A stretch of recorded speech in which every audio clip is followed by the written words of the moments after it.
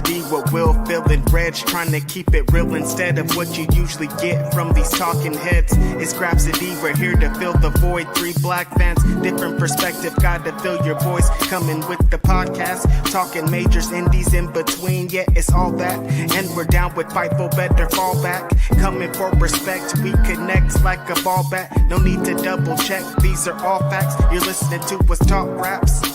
You're listening to us talk raps. Will, Phil, and Reg. Yeah, we're Grapsody, here to talk raps. Yeah, we're Grapsody, here to talk raps.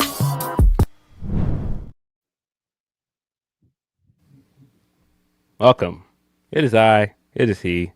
This is Grapsody. I'm Phil Lindsay. Of course, I'm here with Righteous Reg. How are you on this fine Saturday morning?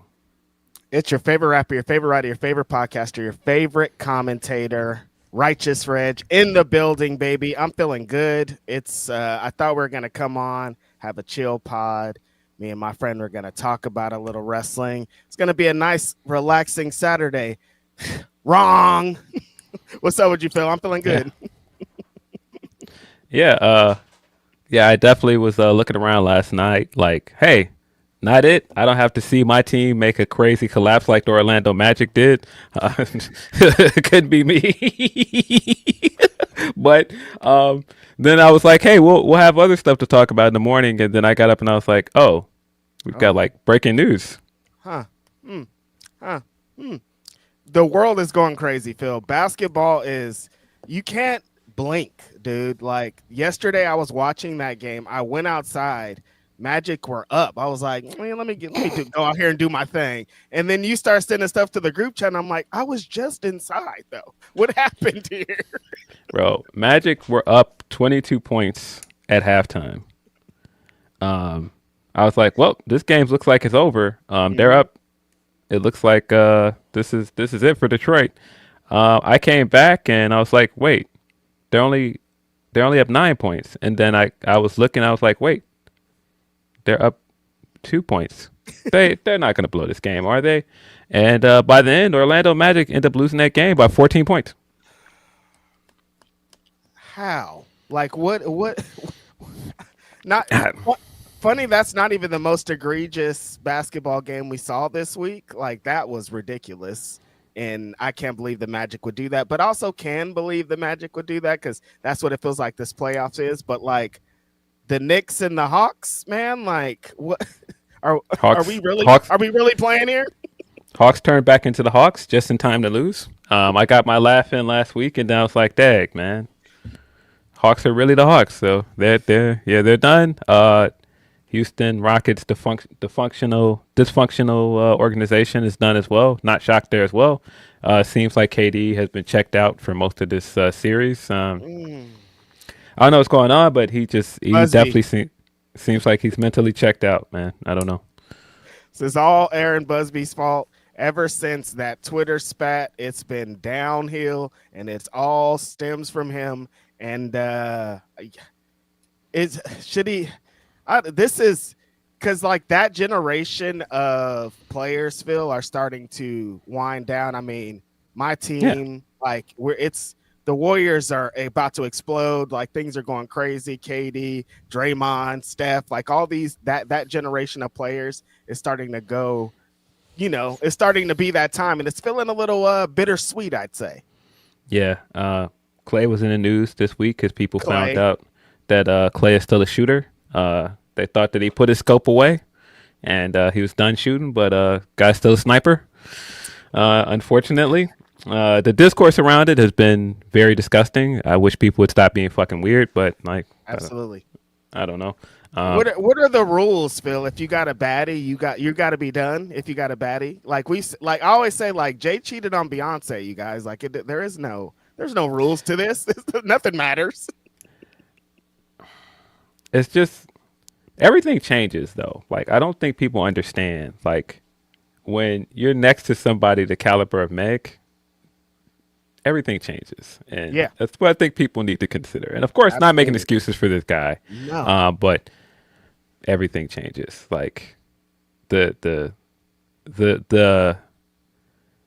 like I'm not saying that he became more famous because of Meg, but more women knew about him. It increased. The curiosity around him with women changed, and we know how that happens with somebody that's of his caliber, that's making the kind of money he's making, his level of fame. And if he was already on that before, Phil, and then it increases tenfold in one day, like he was already on his pew pew. He's seen some more targets pop up. He was like, wait a minute. Dog, in one day, your DMs have 10,000 DMs in there. Pew, pew. Zero excuses, you guys. Like, when I saw them fish and spaghetti plates come out, I was like, "Oh, this guy's staying. Like, there's no way he's going anywhere." He looked comfy. But he looked hella comfy. I mean, the fish and spaghetti looks bomb, but sometimes that's not enough. You know what I mean? He looked hella comfy. I just have seen a lot of podcasters and men come out and go, and they're coming after Meg, and I was like, wait a minute, how is Meg wrong here? I don't know. People, a lot of takes were very weird. I think I've seen enough Clay and Meg takes this week. I've seen enough terrible Michael Jackson takes this week as well. But enough. Leave us alone. What's up with the X Hot 97 boys? Why are they trying to, like, what are they even, like, I thought they were, when they were like, it got skips, I thought they were going to be like some skips, and then they didn't mention skips at all, and I was like, okay, I see what game is being played here, and I don't like it. Have you seen the movie yet? No, I still haven't seen it. I'll check it out eventually. Not rushing. I'm sure it's going to be very crowded at these movies based on what we've seen with, like, the ticket sales and everything, but then also, like, I just don't think it's going to be any new material just based on... What are they expecting, Phil? Just based on, like, the estate making it and just, like, the big business around Michael Jackson. There's no incentive to give you, like, an honest depiction of him because they're still trying to sell you things. I mean, Absolutely. That's the whole... I sell you on a sequel already.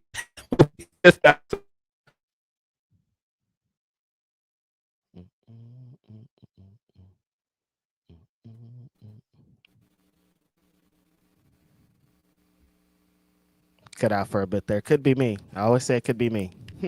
Oh, yeah. I was just saying, they're still trying to sell us things. So, they're not going to give us an honest depiction on Michael. That's just what it is, man. And we've talked about it 1,000 times, it feels like, on this show before. The definitive Michael Jackson movie exists. We've watched it in our childhood. It would come on TV for 3 days in a row. The Jackson's American Dream, like, we got the one that was like the story, the biography. We hear about Joe. We know about the development. This one, everybody keeps saying this is just like essentially a giant music video. And it's like, yeah, dog, they're trying to sell you shiny. They're trying to sell you the big, this is the greatest pop star of all time. And these are all the things that made him the greatest pop star of all time. If people were looking for this scandalous, we really need to get down to the nitty gritty, that's not really what they were going for. That story is out there if you want to hear it. If you are that Michael Jackson, like, I want to hear the other side, I want to hear this stuff, it's out there, dog. But this movie wasn't going to be that. I mean, they're two important notes of why, like, that miniseries what it was. First of all, Michael was here at that time. He approved the story. Approved the story coming from his mother's autobiography. He was in the casting process all the way up to the last minute. So, it had him and the family's approval on everything he paid for, as well as, like, homegirl from Motown that discovered them, Susanna DePass. She was also a part of it. This is very much different. Also, very importantly, that came out in 1992, the year before the allegations hit in 1993. So right. Big differences. And yeah. But yeah, send us in your super chats. That's the best way to get your chats read on this podcast. You can also send us a chat at humperchats.com/Fightful. We'll try to get to all of those. But we do have breaking news at the moment. Apparently the New Day is no longer with WWE. A news was broke this morning by Fightful Select. to see that first thing in the morning was wild. I did not expect to see that. And this is coming off of the releases from last week. But yeah, this is huge. I don't know what means. I should probably get the Fightful Select report in front of me. I don't know why I didn't do that ahead of time. It happens. We are in shock, as essentially, Phil. Like, I woke up to that news and I'm blown away. I mean, a lot of this podcast and a lot of like how we exist in this space like is off of what the New Day created and off of like a lot of the things that they kind of put into the wrestling universe. Like, I feel like October 4th, 2019, Kofi losing to Brock Lesnar was like, that changed me. Like, I feel like the podcast Reg was created off of that moment. And I could go through so many moments in history where these guys were connected to that, like, have that kind of impact. And like the BW 500, Kofi was the first one to be number one. And like, it felt like I was creating it kind of to like pay tribute to him. And like, there's just so much of that connected to it. So I'm blown away, Phil. I'm shocked. I mean, the end of their WWE run was all over the place when they did the thing with Big E, and it felt like they were tapping into something new and creative and different. And then it kind of petered off pretty quickly. And then they were just kind of existing. It was like, well, you still got these guys. They can still work. They're not past their prime. They're not any of this stuff. And they're not doing stuff with them. So there were signs, but it's still super shocking. Yeah. Oh, well, there's not much to this Fightful Select report. But hey, man, no reason for you to not also sign up for Fightful Select. It's a free post up on Fightful Select. It says New Day is leaving WWE per Fightful Select, and Corey Hayes of Body Slam. Yeah, Xavier and Kofi will be leaving. They've both mutually decided to part ways, along with JC Mateo and Tangaloa, who are also leaving the company. Jeff Cobb. What? Jeff Cobb hasn't been there a whole year, from what I understand. That's kind of crazy. Yeah. Just go back to being Jeff Cobb, by the way. Just JC Mateo is not a great name. It makes him sound like a member of a boy band. And it's not what you want to think for this like massive, like awesome wrestler that he is. Yeah, ditch this whole makeup thing they were doing with him. None of that worked. Just let him be Jeff Cobb. Put him in a match with Samoa Joe, and we'll all forget about it. We won't remember none of the face paint. I won't remember any of that shit. It's pretty easy. Yeah. Tangaloa is a bit surprising because the MFT stuff is still going on TV. Sola Sokoa and Tala Tonga were just on TV last night. And yeah, this is a bit crazy. Again, I tweeted this last night. Hikuleo still sounds much better than Tala Tonga. I don't know why we needed to call him that, but I digress. Yeah, the New Day stuff is interesting because of the wording there and them saying that they mutually decided to part ways. This doesn't sound like it was a release. Mm-hmm. This sounds like they were in negotiations and they just couldn't come to an agreement. That kind of tells me this was money related, because what else would there be like a disagreement with on negotiation side? Because these are two guys that have been there for years. They've been extremely loyal to this company. I don't see anything else where negotiations will fall apart unless they couldn't agree on money. Because, like, what would they need on their side besides that? Like, they have all the things. They have all the accolades. It felt like they were going to kind of finish out their careers and then transition into the same kind of role that Big E was going in, just because they've been around for so long and they're great ambassadors for the company and have been for so long. Up, down, down. So many things that are kind of connected to the company that they could continue to use. Yeah. And yet to hear that wording, it's like, oh yeah, they just weren't trying to give them the money that I think they continue to deserve even after all of these years. Crazy to think that you would want to lose something like some people that like that represent more than just being great wrestlers. But I mean, what does this mean for these guys, Phil? Like, Yeah. it seems like they're still trying to work. It seems like they're still trying to compete out here. I don't think this is the end of them as wrestlers. Yeah. We got more from Fightful Select. Mm. Luckily, I kept the screen open, man. Hey, boy. Yeah. According to Fightful Select, they confirmed that there is a 90-day compete in place, so there will be a wait for them.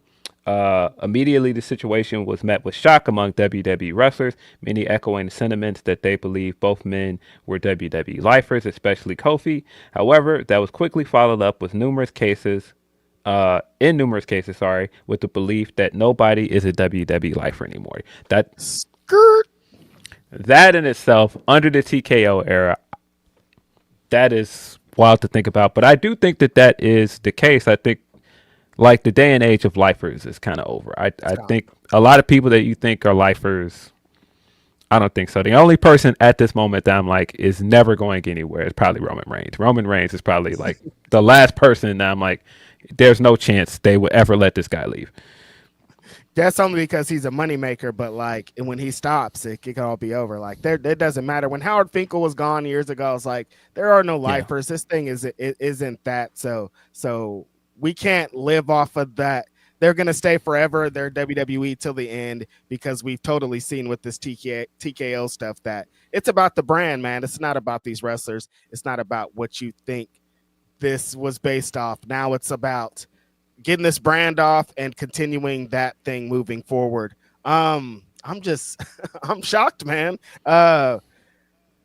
Kofi, I was just thinking about that the video with AJ and CM Punk, and they talk about work wives or whatever, and they're saying Bayley, and then Punk's like, "Oh, Kofi's still mine." Like, it feels like people that are connected to Punk are pretty locked in here, but that does not seem to be the story. This WWE lifer thing really hammers that home. Now I'm just like, what will this company look like in 10 years, Phil? Like they don't care about legends. They don't care about people that have been here for a long time. Like, it's just brand. I mean, I know exactly what that example is because I used to be a UFC fan and I watched UFC pretty religiously for a couple years there, and now I watch it and I don't know any of the people on it. I don't know nothing about it, and that kind of feels like that's where WWE could be headed.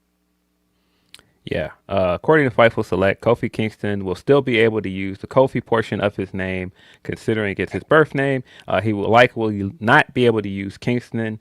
Xavier Woods is a name owned by WWE. He's worked to establish Austin Creed's name outside of WWE programming. The New Day is owned by WWE and cannot be used outside of the company. Those we spoke to claim TKO tasked WWE with shedding millions of dollars in payroll, which led to a huge set of releases and departures over the last week. Kofi and Creed both make well into seven figures and are expected to get immediate interest everywhere.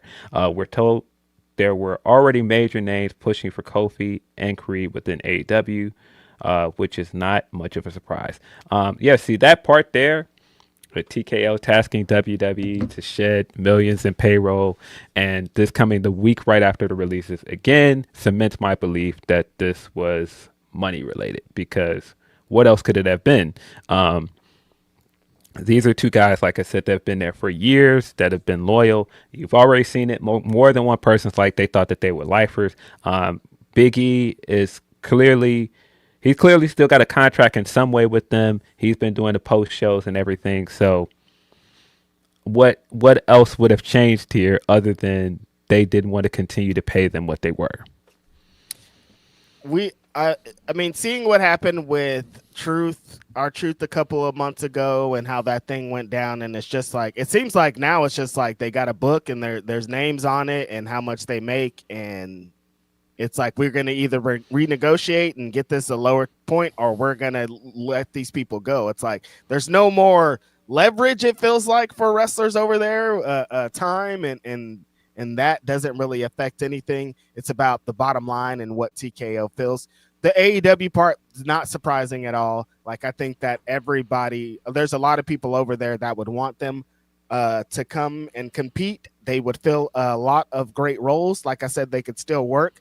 Kofi still being able to use Kofi, I think, is amazing because that's all you really need. Like, it's Kofi. We'll know him off of that. And then Xavier Woods, Creed, that's already an established thing. These guys are fine. They could go by any name in the world and it's going to work out. This isn't like when some NXT people are gone and we got to figure out their name. These are established characters and established wrestlers in the business. It'll be fine. Yeah, Kofi is honestly outgrown the Kingston part of his name anyway, because he doesn't do the Jamaican part anymore. He doesn't do the accent anymore, so it doesn't matter. Most people just call him Kofi anyway, so he'll be fine. Exactly. And at this point, Xavier Woods, all of his stuff online, including up, up, down, down, he uses Austin Creed anyway. So that's who it is. Yeah, makes sense. Apparently, Kofi and Creed signed new deals with WWE in 2025 that were expected to carry them well into 2030. We're told that Kofi and Creed had pretty well decided upon their WWE departure by last Monday and procured their lease papers late in the week. Yeah, so that's why this is interesting, because when we started this and I said this doesn't sound like a release because it says they mutually agreed, I thought maybe their contracts were just up and then they were in negotiation. But that part about it, that their contracts were set to be up in 2030 and they, got their release papers, that would explain why they have a 90-day non-compete. Very interesting. Like I said, that again tells me negotiations fell apart here with something, because maybe they asked them to take a cut. Something happened here. I don't think this was just like, hey, New Day just walked in and was like, hey, man, we would kind of like our releases. The fact that, like I said, the wording here is there was a mutual agreement. I don't know. That kind of tells me that some negotiations fell apart. If they got new contracts in 2025 last year, dog, and they were, and the claims are that they were both making 7 figures. They weren't thinking about this at all. They were at home relaxing, chilling, thinking that they were about to go with these contracts and live good lives. So I'm sure releases and now I mean, as a wrestler, there's no any time could be any time. Like, they could just call you and be like, hey, this contract, we don't like this, let's change this. Like, making high figures, none of this matters, and it's just crazy to think about. I think there are, like you're saying, Phil, like Cody and some guys that this will never matter, but like there's a huge roster of people that always have to be on edge at this point. That's crazy. Yeah. When you consider the fact that they just had like a, great heel turn less than 2 years ago. And it seemed like they had something going coming into 2025, and then WWE completely mishandled that. And then they had them working with Grayson Waller all of a sudden. I just don't know what they were doing with them in 2025. Like, it was just such a missed opportunity across the board with that heel turn. They were getting booed out of the building right away with this. They were getting such good heat with it, and then it really turned into nothing. I mean, you can go across the board with them, how they've constantly given them, terrible material to work with, and they made it work. I mean, just the idea of the New Day in general, and if you listen to their podcast and like the idea behind the group and how they managed to make it work and how they brought their humor to it, they brought their real life friendship to it, and that turned it into this like generational stable. Like, they turned chicken shit into chicken salad several times, and it just feels like just the last year kind of tells you a lot about like where we are with this company and where they've been. I mean, you can even get into Kofi's run and how that was not supposed to happen. Mustafa Ali got injured. Things turned around. The crowd reception got behind Kofi. We got Kofi Mania out of that. And again, they made a WrestleMania moment out of something that wasn't supposed to happen. And then the company completely kind of bungled it. He got a decent title run, but to end it the way that they did, and then he never got a title run again after that. Completely mishandled that. I mean, really mishandled Woods as King of the Ring winner as well. I mean, you can go on and on and on where these guys had such great moments. There's no denying that they had a great run together as a stable. They've had great WWE careers, but it could have been so much better. Mm-hmm. And they were set up just for so many greater accomplishments and things off the backs of those moments that never came to fruition, that are very unfortunate. I mean, Kofi Mania, that is probably my favorite WWE moment of all time, especially live, like not even close. And experiencing that in the building, experiencing that night before at Wale Mania with everybody erupting when they entered the building, and again, just so many great moments connected to these guys that I hate that TKO, like releases are releases and people get released from contracts every single year, but they just like seem to like throw aside people, and like it just seems a lot more cutthroat. And I guess that's the vibe, and that's what you kind of have created with all this money type stuff. But it's just, it's defeating. Yeah, definitely feels like WWE has become more commercial than ever before. I've seen the word soulless get thrown around a lot since WrestleMania. It definitely feels very corporate now. It's crazy to say it this way, but like I've seen a lot of people say that this family aspect is kind of going away. Don't ever believe that talk, by the way. Corporations are not your friends. They're not your family. Don't ever believe that. And I know like people are like, it's less family friendly now. It's more cold, but no, corporations are not families, friends. Their businesses, their places of employment. Absolutely. And this is like, this corporation never, as story will tell, was never family friendly. There's a family there, the McMahon family. That's about as much family as you get. Nah. Cody told you it's more than one wrestling family. What do you mean? But yeah, the talks of where they could end up next, I think AEW makes a ton of sense with them, with the relationship they have over there. People have wanted the Elite versus the New Day ever since they did the fighting game stuff with Kenny Omega. I mean, if you're gonna take any bit of advice from me, anybody that's over there at AEW, BTE ain't been what it's been in a long time. It hasn't been anything that people look forward to in a long time.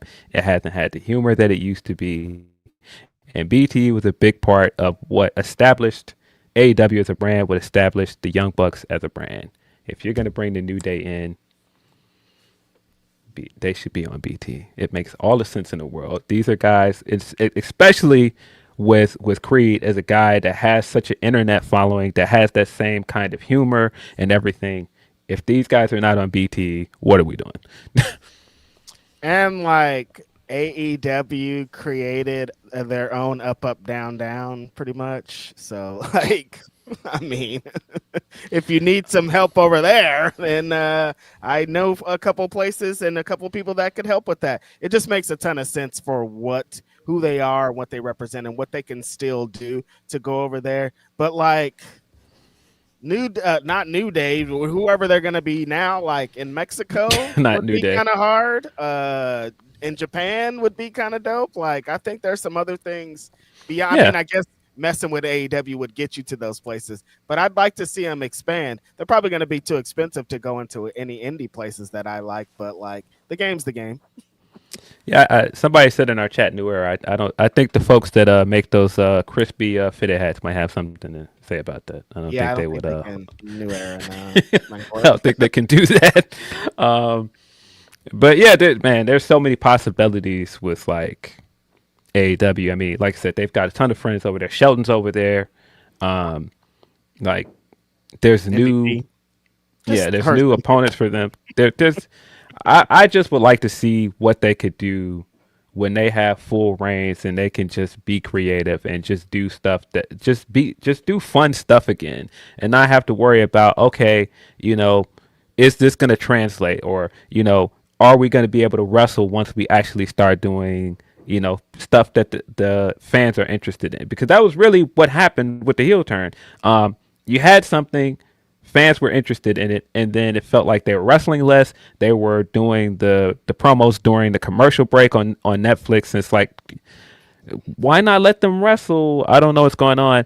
And boy, seeing that graphic of who are all the current tag team champions right now, and New Day is leaving, Motor City Machine Guns got released last week, and both sets of your tag team champions are where they are now.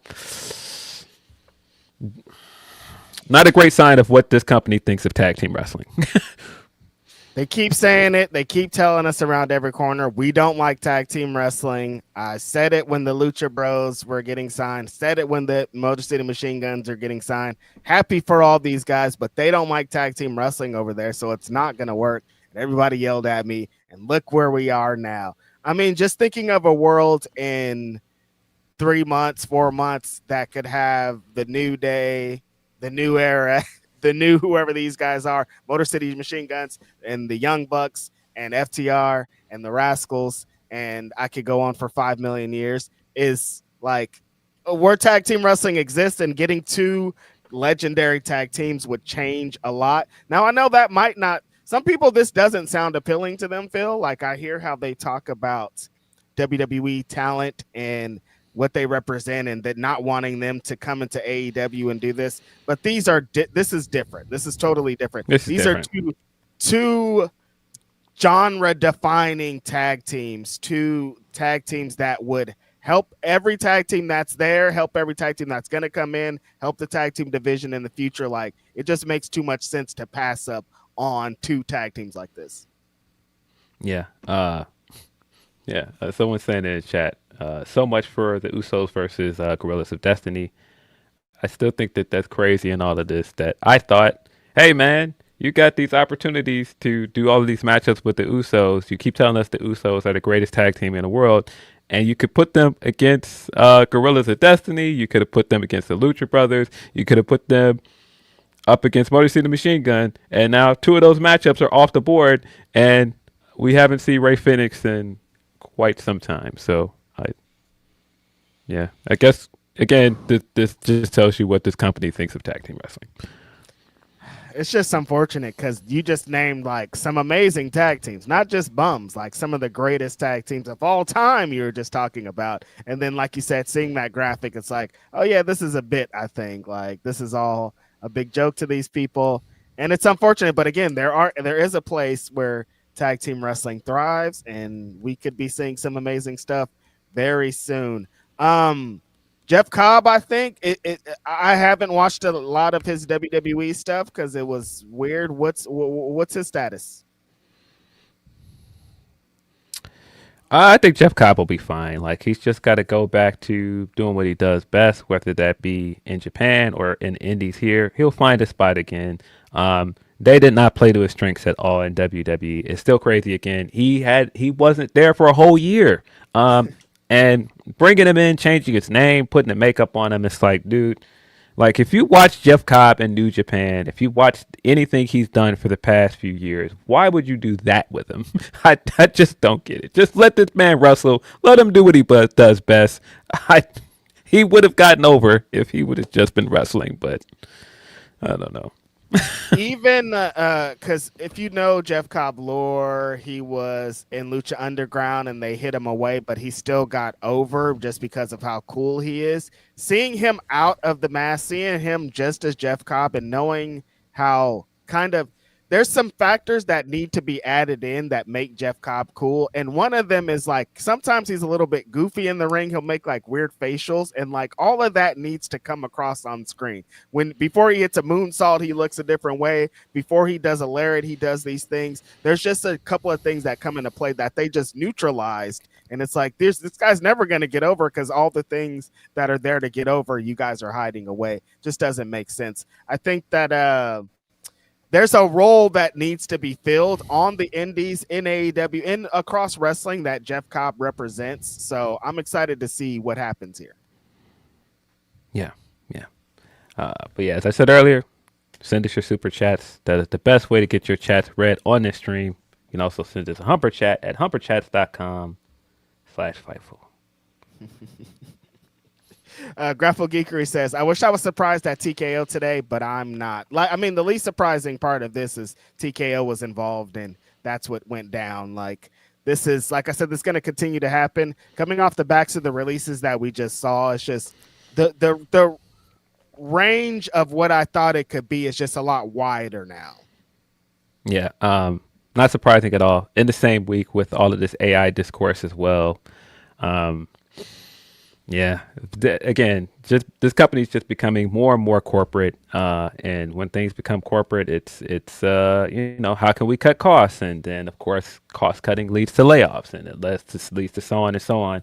And unfortunately, a lot of the talk around AI has led to these kind of things, because it's like, yeah, we're not going to go and hire videographers or graphic designers or artists like we would, because we're going to use AI to do it.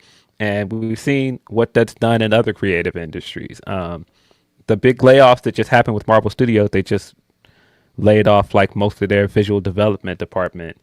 And that wasn't because of AI, but that's just where the industry is heading in terms of like it becoming harder and harder for creatives to get jobs. And so, yeah, very disappointing to see the biggest wrestling company in the world using AI for video. And then the video package also looked terrible on top of that. It's not even like you're using AI to do something cool and interesting. It just looked like the same AI slop that you see on the internet all the time. Like, it's like the bad Facebook videos, Phil. Like, yeah, your cousin's sharing like a weird clip, and you're like, "What is this?" Gee, like they put that on TV, and like you said, they're not using it to like be more creative. They're using it to cut corners. And so when the discourse this week was like, "It's been going on. Why are you guys shocked?" It's like, well, if it was good and it wasn't so noticeable, it might mean something. But it was bad, and they're telling you that there's going to be more. And this isn't the only AI that they're using on this show and in this company. Not a good sign. Yeah, it's sad. It's very disappointing to see. And it's not to say, like, of course, like other promotions like AAA and, some smaller promotions were using AI as well. But yeah, when you've got the company that sets the standard in terms of like production value using AI, that's not a good sign for where the industry is heading. And that's not a good sign for a lot of people that make money making these things. I mean, this time of year, like we just seen the Dexter Loomis thing. He just put the video of him cutting his dread extensions off. And this is that time of the year where wrestlers start dropping their countdown videos, and like videographers get with these wrestlers and they start making cool things, and pay people to make cool things, man. Like, pay people for their expertise. Like, it's not that difficult. Pay people for their expertise, guys.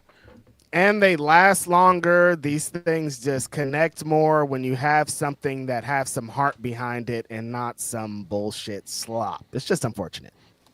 Yeah, not this homogenized garbage that AI is spewing out. It's, yeah. I won't continue to go on where I think the world is going with people that are not good at things being rewarded for, send a political podcast. Let me know. Absolutely. Minimal says, can't wait for the discourse on this new day. Yeah, it's we're just shocked, man. I mean, there's a lot of great moments and memories that could be connected to these guys. So they do have something to hang their hats on, but it's unfortunate. Yeah. User by 8JK says, no non-compete for New Day, AEW debut at Double or Nothing. They do have a non-compete 90 days. So unfortunately, we'll be seeing them into the summer wherever they do land.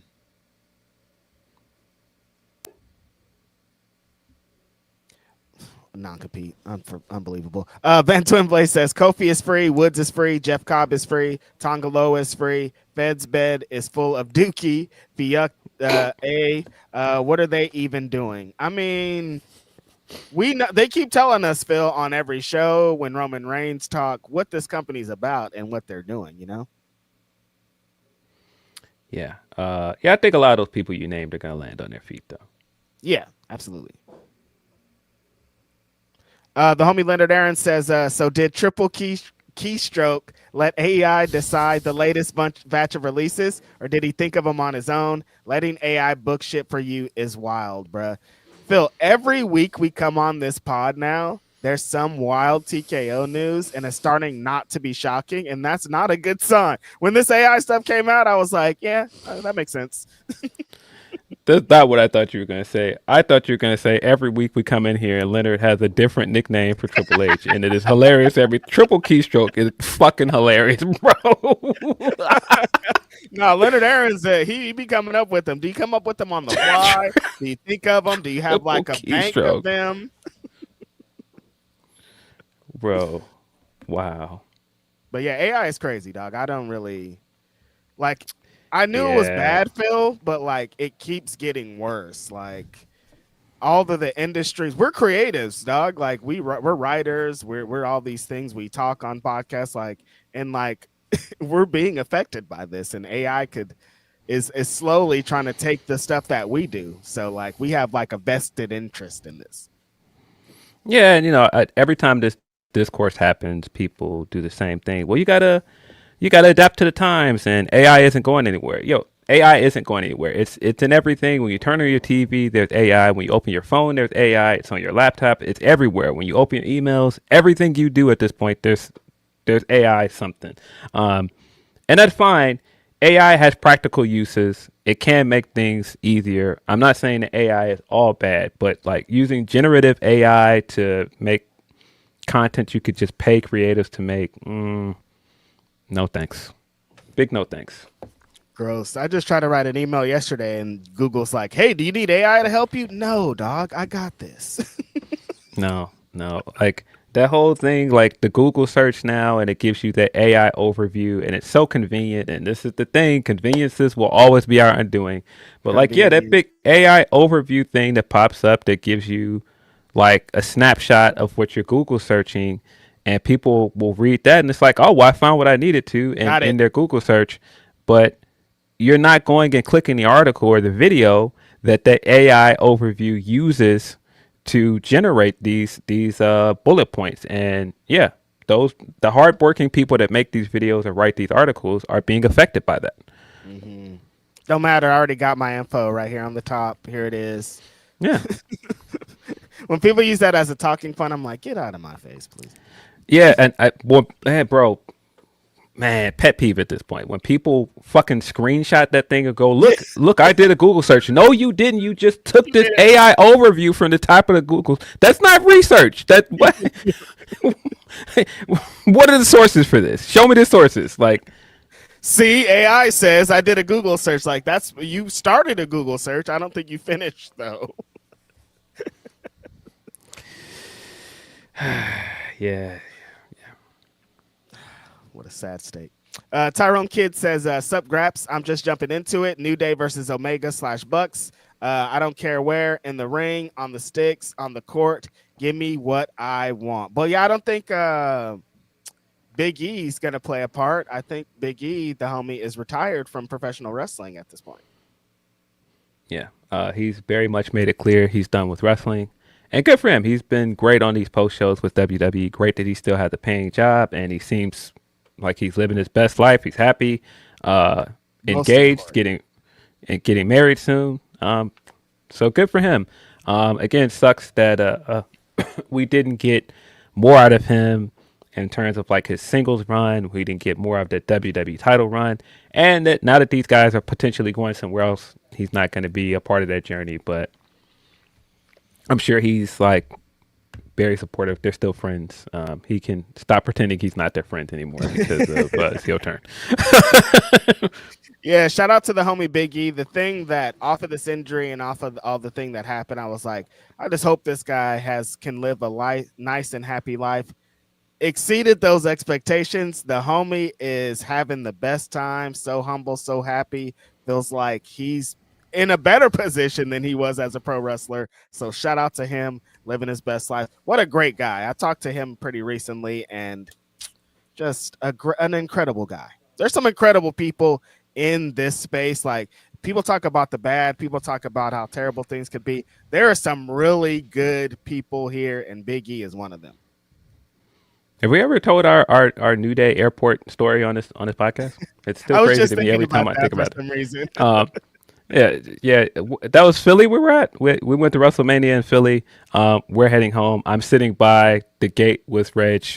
He's heading back, and I was on the phone with my dad. And funny enough, I had a Big E hoodie on, and so all of a sudden I see Big E walking past with like his luggage and everything, and so I waved at him. I was like, "Hey," and he waved back. I was like, "Yeah, man." And so I'm looking down, and I look back up, and he's walking back our way, and so I'm thinking all this time he just noticed the hoodie, so he's just like coming. He noticed wrestling fans. He knows wrestling fan with a hoodie, and so I was like, "Yeah, Dad, let me call you back."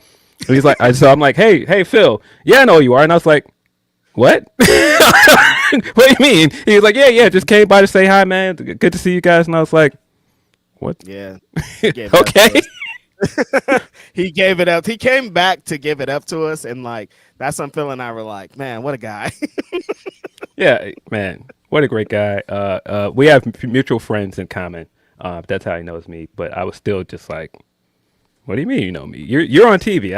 I'm nobody. Incredible. Love him. Yeah.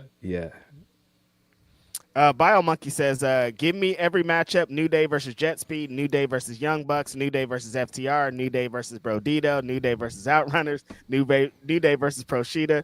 Yeah, New Day versus Bucks is like, if I get that, that's the big one. But like, everything else is amazing. But like, this match has been built, like Phil said. They've had video game battles. They've done all kind of things. We might just need Creed and Kenny one-on-one in the ring, since they've had so many video game battles. That also might need to be on the list. Yeah. Not y'all acting like I just hung up on my dad because Big E was there. I told him I was going to call him back. It's fine. He called him back, you guys. He understood. That's what they took from the story. They're like, damn, Phil, you're rude. There's, man, those matchups, like I said, New Day, Young Bucks, that's the big one. But there's so many great opportunities for them elsewhere. I just want to see what they cook up creatively, though. Mm-hmm. Same here. C. Delgado says Kofi still lasted longer in WWE than Brock. Well, yeah, he did. Wow, that is crazy to think about it. He has. Mm-hmm. And Brock's retired. Like, Brock is retiring, and Kofi's no longer with the company. Wow. That's wild to think about. Kofi, man. When the Kofi feeling, there's not, like, I've been watching wrestling my entire life, and that still is like I said, Kofi Mania, and experiencing that with the fans and the people. And I always think about that MVP and Shad video, and I'm just like, that was a time, man. That was my series finale for WWE, Phil. That was what, 2019? 2019, yeah. Mm-hmm. Yeah, that was pre-COVID. Wow. Different times, man. The other Mikey V says, I was worried they were going to do Kevin dirty, but that Dynamite match was gas. There are also parts of the match where I could now see him turning heel. I told you guys when we did our Dynasty review, I've been telling you guys the heel turn's coming. If you don't see it, you don't see how he's moving, you don't see how much more arrogant he's getting. That heel turn is coming, guys. We'll get into some Dynamite talk in a little bit, but very happy for the Jet, man. It's been a good few weeks for him. Incredibly talented guy. Love the Jet. Chris like Vegas says, need AEW to do like All Out 2020 and have Motor City Machine Guns and New Day as surprises back to back. That would be hard. Like, if you save that for like the Young Bucks winning the tag titles finally, and those are the two big surprises that you end the night on, that would be pretty hard. Do we get them before All In, or what's the timeline? What are we in, May? We're in May. It's close. It's close because because All In's August. It's close. Yeah, super close, super close. We're gonna be cutting it super close, but we can make this happen. Shaitan Spurs says that we got Jaden McDaniels meme got to be retired, right? Because they really got Jaden McDaniels. Nah, he was hooping. I was like, what's gonna happen? We were not here last Saturday, thankfully, because I was pretty upset and happy at the same time. For Io had game of his career for the Minnesota Timberwolves, and then I just balled out. And then I remembered that we traded that guy for nothing. Hometown guy, boy, where have I seen this before? Hometown guy got traded for nothing. Ended up going to Minnesota and having this monstrous game. Yeah. All right, if you also want to follow the timeline of Chicago, Minnesota stuff. Hey, Jimmy Butler, where did he go after he left here? Minnesota. Yep. I thought of all these things when Io was going off, and I was trying to not let that upset me in the moment of watching this guy that I really like have a great game. But yeah, I was very annoyed with the Chicago Bulls organization. Makes sense. But man, he had a calf injury, so he did not play last night. And I was like, Denver might have him tonight because they don't have Io. Anthony Edwards is dealing with injury as well. But man, Jaden McDaniels showed up. So I did not think that would be. Yeah, that's not how I thought that the Denver Nuggets would be ousted from the playoffs. But here we are. Unfortunate. Everybody team at home. Yeah, I thought the Nuggets looked really good coming into the playoffs. They've looked shaky against teams like the Nuggets, where they've got a little bit more athleticism. But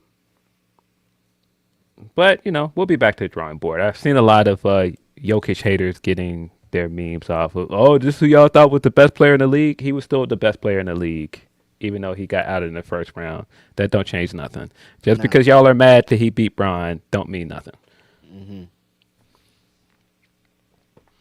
Yeah, Ron Harper, I see you, man.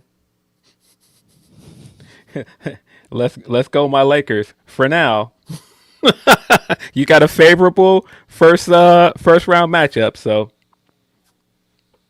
for now, and even in then, they haven't looked like they're tearing the world up. Even then, no.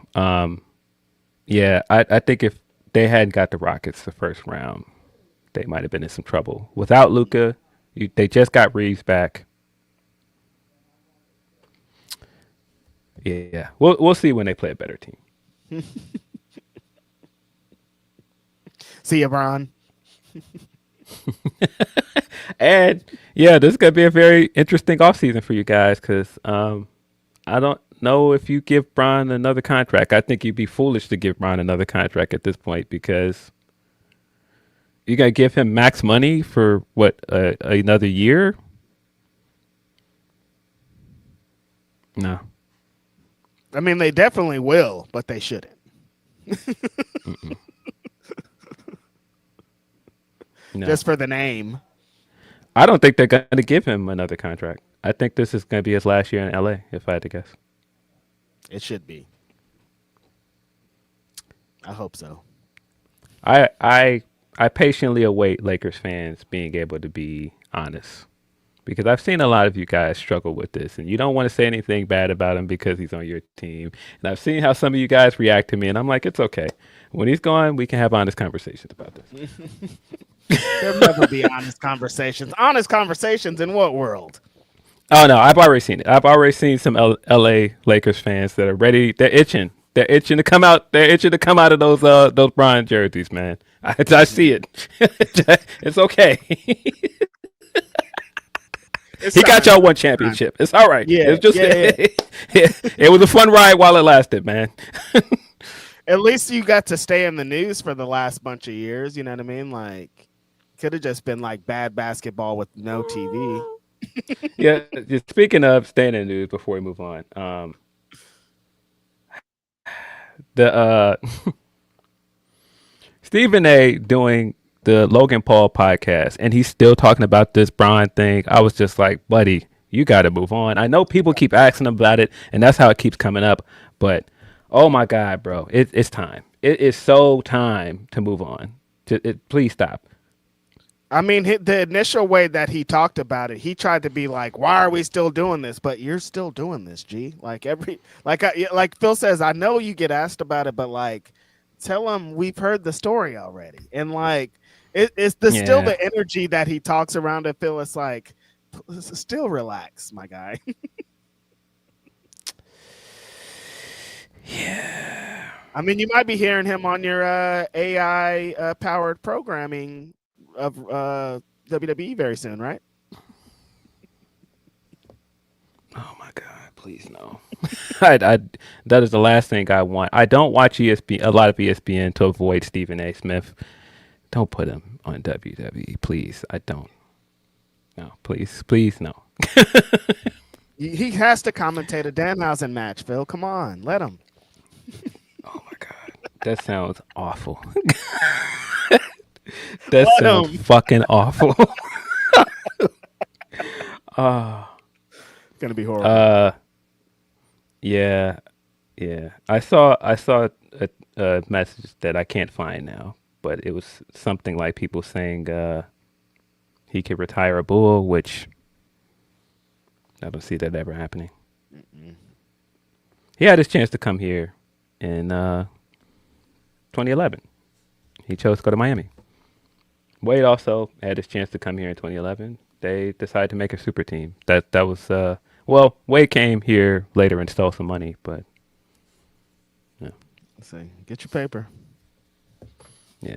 That was also, as a Bulls fan, very unhappy time for me as somebody that hated Miami. And then he came here and people were like, "You're not excited about Wade coming to the Bulls?" No, I don't like this guy. I was not excited about it. And then I had to listen to him come out and they did the From Chicago from here. And I'm like, no, that's Derek's thing.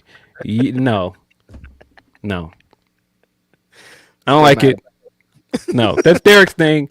Don't treat my guy like that on the way going out and then try to give something that belonged to him to this guy that beat him in the Eastern Conference Finals. No. No. Say from South Beach from this guy. Like, no. I'm not trying to hear that. He said he stole some money. And he did steal some money. He came here, got a big contract, didn't play well. We didn't do anything. And then he went right back to Miami because Miami wasn't going to pay him what the Bulls did. Scamming. Yeah. Was not a fan of that whole time period with him and Rondo and the dysfunction. That was weird. Yeah, was not a fan of that. I also saw someone say, "Where are the Bulls in the playoffs?" Hey man, we don't reward people for attendance trophies, man. We reward people for winning, buddy. If the Bulls ain't winning, and if your team not winning, I don't know if that's the bar you think it is. It's not. There's only one winner. Yeah. Anybody could be in the playoffs at this point. I don't mean nothing. Hey man, Magic made it to the playoffs. How's that working out for them right now? I mean, it's been a fun run, but if they lose after that collapse from last night, is it good that they were just there? Everybody gonna remember that collapse from last night for a while. Yeah, people bringing up the famous Tracy McGrady quote, "Feels good to be in the second round after you went up 3-1. Feels like deja vu because the Magic are also 3-1, up 3-1 on the exact same team. Don't let this happen, Orlando Magic. Don't let this happen. Find a way." Don't get cocky, man. The tides can turn in seconds at this point, dog. Nothing matters. No game matters. No time matters. It could all change. Yeah. Tim McFowle says, with a very generous super chat, Appreciate you, Tim. We can't overstate how big of a deal this is. The revenue streams this opened up for Kofi and Woods and AEW. If they sign them, is off the charts. Aside from the obvious dream matches, the streaming, the fandom, the New Day, yes, it is. Yeah, exactly. They just fill so many voids, fill so many roles, and they still can go. And like I said, they got a video game thing. They got so many things that they could be inserted in BTE. Just a great signing for AEW if that does happen. Also, if the New Day, those guys were like, we're done, we want to take a break from wrestling, I'd understand that too, because they've been going hard for a lot of years back to back and not stopped. Yeah. I just would be interested to see what they do outside of the WWE system. Like they've absolutely had success over there. But I just would love to see what else that they can do outside of this. I don't think Kofi has that much time left, but like absolutely would love to see him do something else and really get his flowers, because I don't think Kofi gets enough flowers. He doesn't. Not enough. He came in WWE 2006, 2007. Like he was coming up on 20 years in the one company, and that's crazy. Yeah. One of the greatest of all time, in my opinion. If you disagree with that, then go argue with the wall. One of the greatest of all time, Grand Slam champion. Like, nah, one of the greatest tag team wrestlers ever. It's like, no, Kofi to me is an all-time great. All-timer. He has a bunch of accolades in WWE, bunch of Royal Rumble moments. Just like the reason that we talk about the New Day and the reason that it got to where it is because Kofi was there. Like if it was just like, we could say that if it was just Woods and Big E and they were trying something with another guy, who knows if it would have got to the place. But they had Kofi Kingston, and it is what it is. A big part of it is because he was there. Yes. I'm sure there are going to be people speculating and trying to predict if they add a third member or try to do something else. I don't think they necessarily need to do that. I think they could just do a tag team. But yeah. Oh my God, guys. If we don't get this match, what are we doing? If Kofi goes over there, Kofi swerve has to happen. Why, bro? It has to happen. Don't have me on here yelling if y'all don't immediately do this. I'll fight somebody over there. But yeah, come on, you guys. That made me also just think of the thing that was happening with Javon and Kofi at the end. Like, was that some kind of like omen of like we got Kofi now, we're good? Oh man, I hate if that's the case, man. It made me feel like they were going to do more stuff with Kofi and Javon, and then it just ended up being like, well, we got Javon now. We got a younger version of you. Man, not the you're replaceable. Especially with how loyal he's been. Oh, I would hate if that's what that was. Hate it so much. Horrible. But I doubt Javon would do that with that in mind. No, not on Javon at all. Yeah. Yeah, but yeah, Kofi Swerve, that makes a ton of sense. Swerve has said already that the ring gear that he wore in one of his matches, the challenge for the world title, was inspired by Kofi. He's talked about how much Kofi's win inspired him and wanting to be the first AEW world champion. So yeah, that's definitely a one-on-one match I feel like needs to happen if he goes to AEW. Run it. Book it. Now. The homie Issa Davis says, what happened to Pharoah Monch? Pharoah Monch still puts albums out. He's still rapping. He's still making music out there. Just not as loud as you would want to. What? Where'd that question come from? Where Pharoah Monch at, y'all? Issa Davis like, listen, New Day, Kofi, I fucks with him. But where Pharoah Monch been? He put out an album in like the last 3 years, maybe, pretty recently. There's like him with like a live band album too. Like there's some things if you just go search for him. Pharoah Monch is up there. He's got to be in his 50s at this point, right? Yeah, absolutely. He got the gray beard. He's into that wise old hip hop veteran mode for sure. What other wrestling podcasts are you guys tuning into in our chat access? What's going on with Pharoah Monch? They're not asking Dave Meltzer these questions, man. You're only getting that here. And Dave, we got a question from the chat. Whatever happened to Pharaoh Monch? Well, what Pharaoh Monch, was he one of those wrestlers from like I think he's one of those guys. He wrestled with Junkyard Jar. That who you talking about? I don't know. Who's this Pharaoh Monch guy? I love Dave. Every time I see that, every time his phone rings on the pod, it kills me. But that one time when it was like Tony Khan, like every time I think about that, Tony Khan is calling you.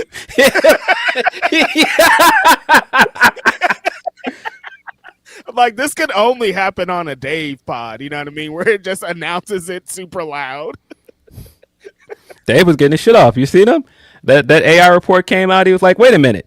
I reported this and y'all all called me a liar. I reported this back in October.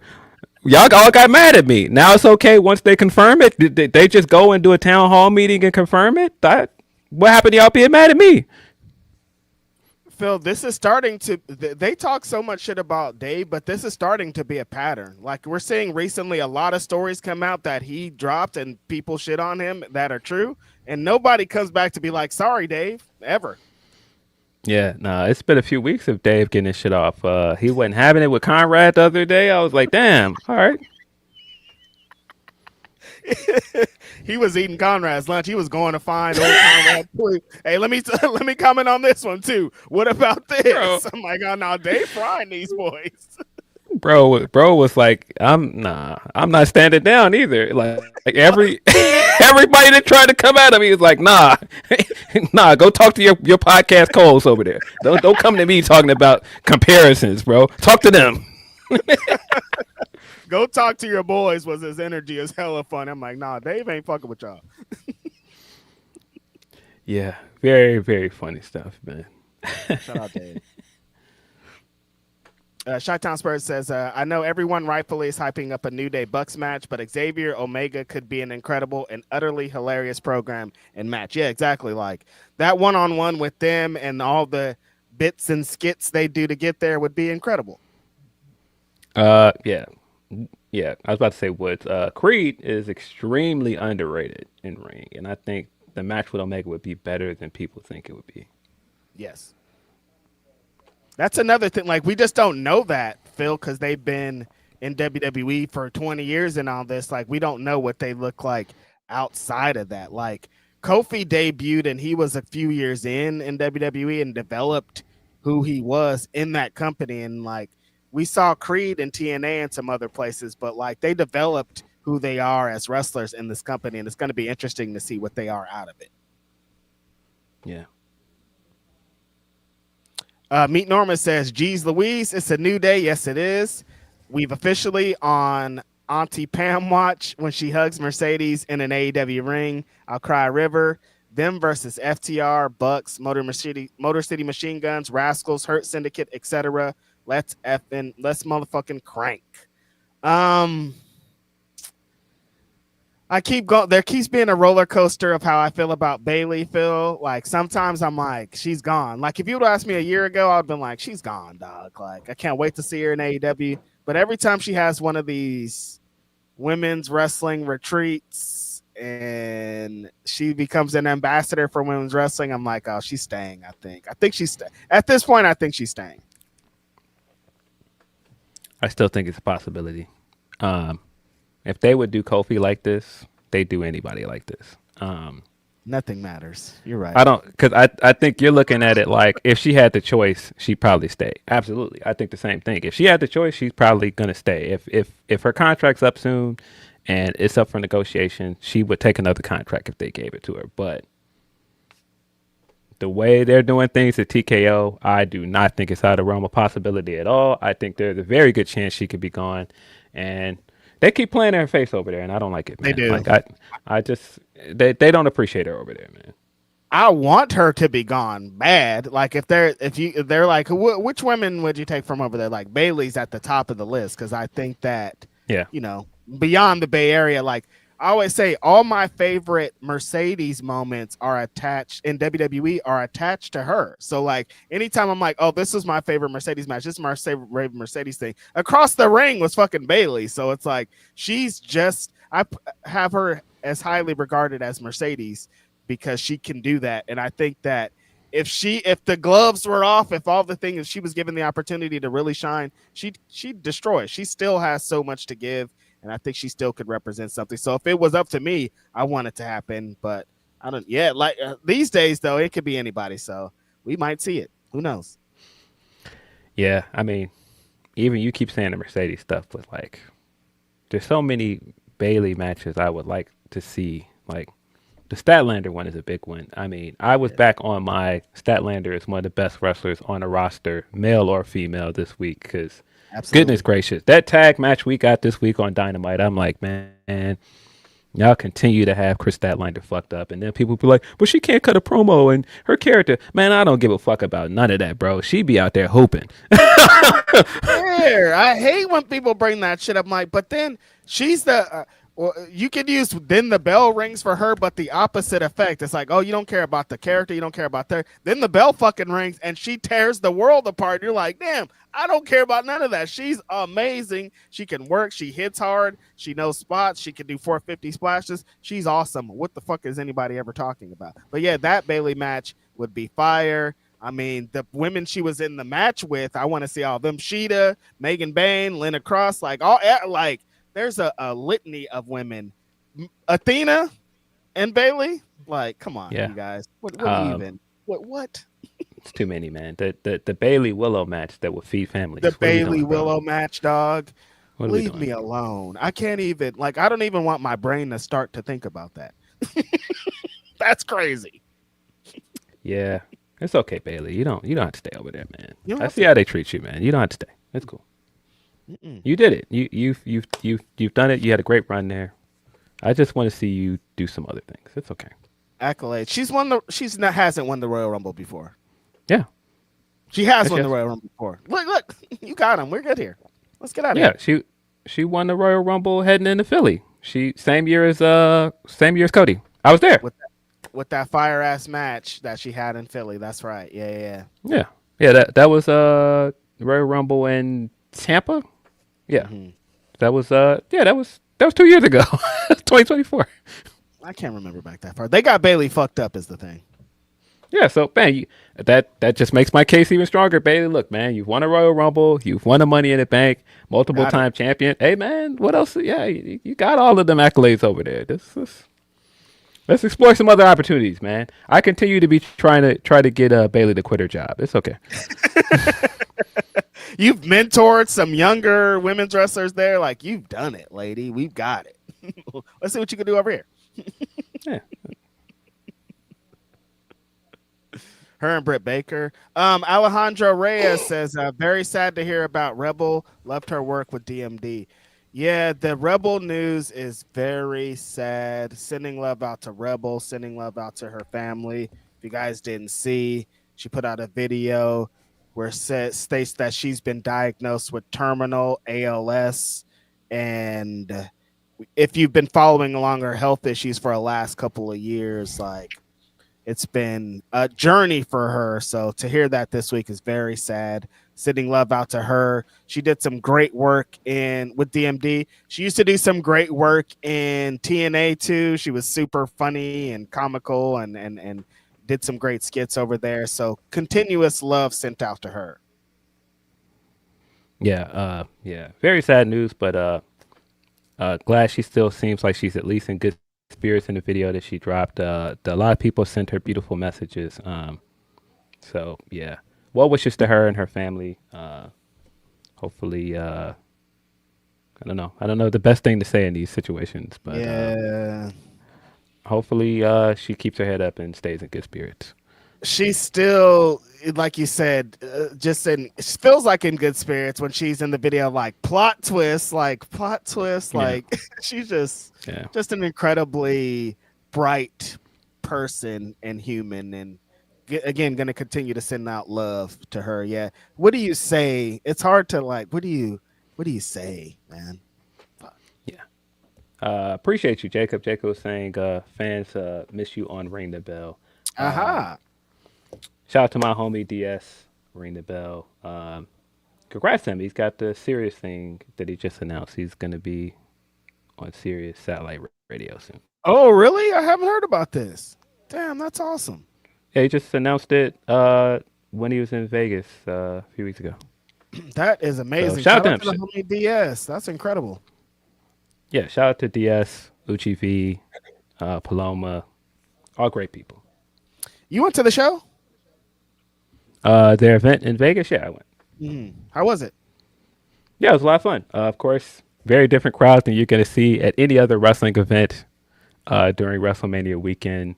Yeah, my friend was in his element. I continue to be very proud of my friend. In fact, the way that he can, fill up a nightclub for wrestling stuff. Like, not Amazing. anybody can just do that. And then just bring so many different people together, whether it be gay fans or, just women's wrestling fans in general. And then just the way that women's wrestlers see him and the outlet that he's created for them, man. It's really, really beautiful, man.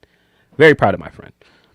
So sick. Yeah, shout out to DS. Like, just he can have like Jazz on the show, and then Mickey James is over here. It's like so many different cool elements, and continuing to push women's wrestling and that stuff over there is awesome. And again, serious, like that's fucking gigantic. That's huge. Ben Sipner says, I hope we get an era where wrestlers stop dreaming of being a WWE superstar. We are not there yet, regardless of what the company has been doing for years. I just wish there were more options that pay well. Thanks for the generous super chat. You're paying well today, Ben. I can't say that it's changed. Like I'm with you, Ben, because I don't think we're there yet. Because I still think there are people like this WWE thing, WWEID thing. I still see indie wrestlers that are like, yeah, we're into this. We want this. Like, I want to follow that pipeline. And I don't think it's going to change for a while. But I do think wrestlers are starting to respect themselves more. I don't know if that's the right way to say it, but like they understand what's happening here, I think. Yeah, it's just going to be hard to compete with nostalgia, man. For some of these wrestlers and a lot of people, they grew up watching WWE, and like this was always the dream. And so, it's going to be hard to compete with that if you're a smaller company like AEW. Now, it's going to change for some people because, like, you have other examples like Chris Bay talked about, always wanting to be a TNA wrestler because he grew up on TNA, but because he grew up during a specific time period for TNA wrestling. And I do think there are going to be people that grow up with things like AEW and accessibility to New Japan and CMLL and all these other things, and so their dreams are going to change. It's not going to be people that just grew up on WWE, but again, it's going to take time. And Phil, we talk about things that are upsetting, and there's people in our chat that don't like things that TKO does, and there's some business practices that seem a little shoddy. But some of that stuff is still a draw for people. I mean, WWE's on ESPN, like that's still like I get to be a wrestler and I get to be on the biggest sports network there is. They're on Netflix, like there's still big things that they do and still big things that you could be a part of. Being a part of the company. WrestleMania is an ad show, but it's still gigantic. There's still a gazillion people that show up for it. There's still a lot of draw to being a WWE superstar. And it some wrestlers feel how they've always felt. Maybe I'll be different. Yeah. Yeah, and I don't think that's going to change anytime soon. I mean, WWE is still the biggest wrestling company in the world. And so for a lot of people, they're still going to see that as like the major leagues or the biggest stage in wrestling. That's just what it is. Mm-hmm. The homie Joseph Molina says, "What's up, fellas? Give me Kofi and Creed on BT." Well, homie Joe Molina, he knew what's up. Yeah. Definitely need to see that. That is the way. That is the vibe. Utilize these guys. Jobbermania says the New Day were the most consistently over act since 2015. I always felt like they were underappreciated. Even with Kofi and Big E's title run, should have been treated like kings. Yeah, even with the title runs, because people are like, they were champions. What about this? Blah, blah, blah. Why are you guys complaining about what happened? They still were undervalued and underappreciated, even while the stuff was happening. Yeah, agreed. But, I mean, Kofi has done it. He's done basically everything there is doing in that company. Do I think he should have gotten more? Absolutely. But man, guy's a Grand Slam champion, man. Like he's done it. There isn't any other black wrestler that I can think of off the top of my head that had like the WrestleMania moment that he has had, and like the way that it connected with people. I mean, I think in a few years we're going to be talking about Oprah making his debut at WrestleMania and how big of a WrestleMania moment that was. But like still like winning the WWE championship at WrestleMania from Bryan Danielson, like not too many people can say they've done that. Come on, you guys. Like I say a lot of matches are for me, but Kofi Kingston winning the WWE championship from fucking Bryan Danielson, you guys, come on. I'm like, all right, I understand. I'll be there. I'll show up to it. And it was everything that I imagined, and it was everything that I had hoped for. And Kofi played a huge part in that. And Kofi's going to continue to be. He has all the accolades, and I don't like you said. What other black wrestler could even say even in that league? I don't know if there is one. Hopefully there'll be one in the future. But like, I mean, Lashley has some moments. Not like Kofi though. Not like Kofi. Yeah. Lashley, man, he didn't win the belt. I mean, I know he successfully defended it against Drew at WrestleMania. But like even The Rock doesn't have a WrestleMania moment like that. He's had like big time feuds going into WrestleMania, but like a win like that and like a storyline going into WrestleMania that people connected with like that, like not like that. No, it's different. Mm-hmm. And I fucks with Dwayne. We big Dwayne fans over here. There were some great moments, but not like that. Yeah. I don't think people realize how short a lot of those Rock title reigns were. Like if people revisit some of that and they revisit just what his title reigns were, and like I think people would be surprised. I mean, this was very like surprised. He was in the same league as Stone Cold Steve Austin, and Triple H was just coming up, so they would have month reigns, 2 months reigns, sometimes weeks reigns, sometimes days reigns. Like this titles was hot potatoing between some big stars, and The Rock got caught up in all that, and also he started to transition into movies, so he'd be gone. Like there was a lot of time that was stop and start with the homie. Yeah. Of course, none of that to diminish The Rock, but I just mean Never. like in terms of like WrestleMania moments, and you think of like people doing the quote unquote boyhood dream thing, like Shawn Michaels, like they don't do that with black wrestlers. Like Kofi's really the only one that's achieved that. Mm-hmm. And we're talking about Dwayne as a black man. I hate when people's like, he don't even shut up. Nah, I'm not trying to hear that. Hey man, he didn't come back and try to give us New Orleans and play The Block is Hot or the Wayne record just for them to take it away and go back to Vegas for y'all to say he's not black. Come on. You describing it again out loud, I'm like, damn, that really happened. The homie came out in his Versace shirt with the Block is Hot wearing, saying he about to get back to his homies in New Orleans. Like we was about to feel good about this. Damn. Rock was icy, man. I still can't believe people try to get this off of like this isn't a black man. Like this guy was man. This guy was icy on TV. He had the Versace's going like I'm not trying to hear that. I'm always just like, my favorite thing to say, you can't get away from that black ass name, no matter how you. This guy's name's Dwayne Johnson. like no matter what, he got this black ass name. Now, however you guys try to sell him on how much of a Samoan guy he is, and like it only happened like one time, but when they remixed his theme with the Biggie beat on it, I was like, well, nah, y'all playing with the Rock. Leave Dwayne alone. yeah. People try to get that off with MJ as well, and be like, oh well, you know, he bleached his skin. That's a very black guy. When you see like clips of this guy just talking, like that clip of him at the at the VMAs and he's accepting a reward with Janet Jackson. She's talking and behind he's like dapping up Biggie like, nah, that's a black man. Mike is funny. My favorite Mike video that I've been watching constantly is when he's doing that interview and he's like, I just hate touring, and they're like, Mike, you can't be talking like that. Like, can you say something nice about touring? And then they're like, all right, go, Mike. And he's like, I just love touring.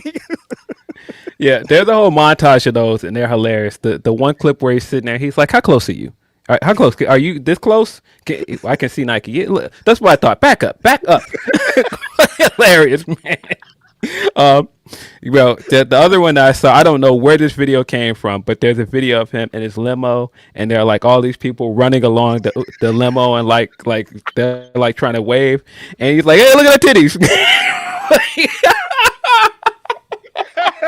Look at those titties. Look at those titties. I'm like, Michael Jackson is crazy, you guys.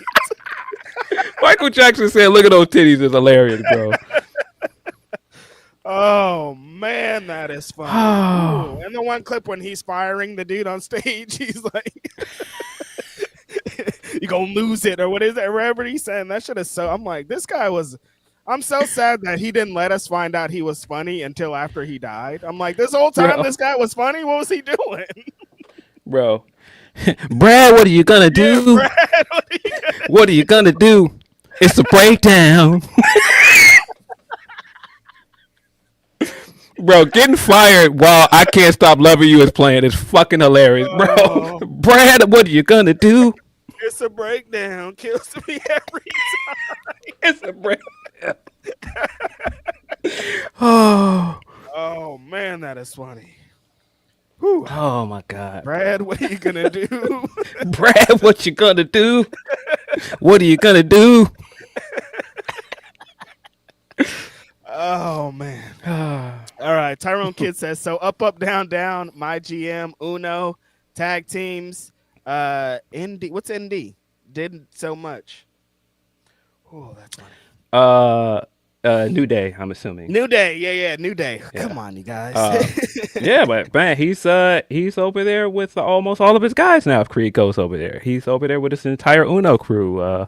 He's over there with Chubbs, Claudio. The only guy he's missing is Breezy. Wow. They lost a whole crew. That I'm telling you, the AEW's up, down, down just got a big upgrade.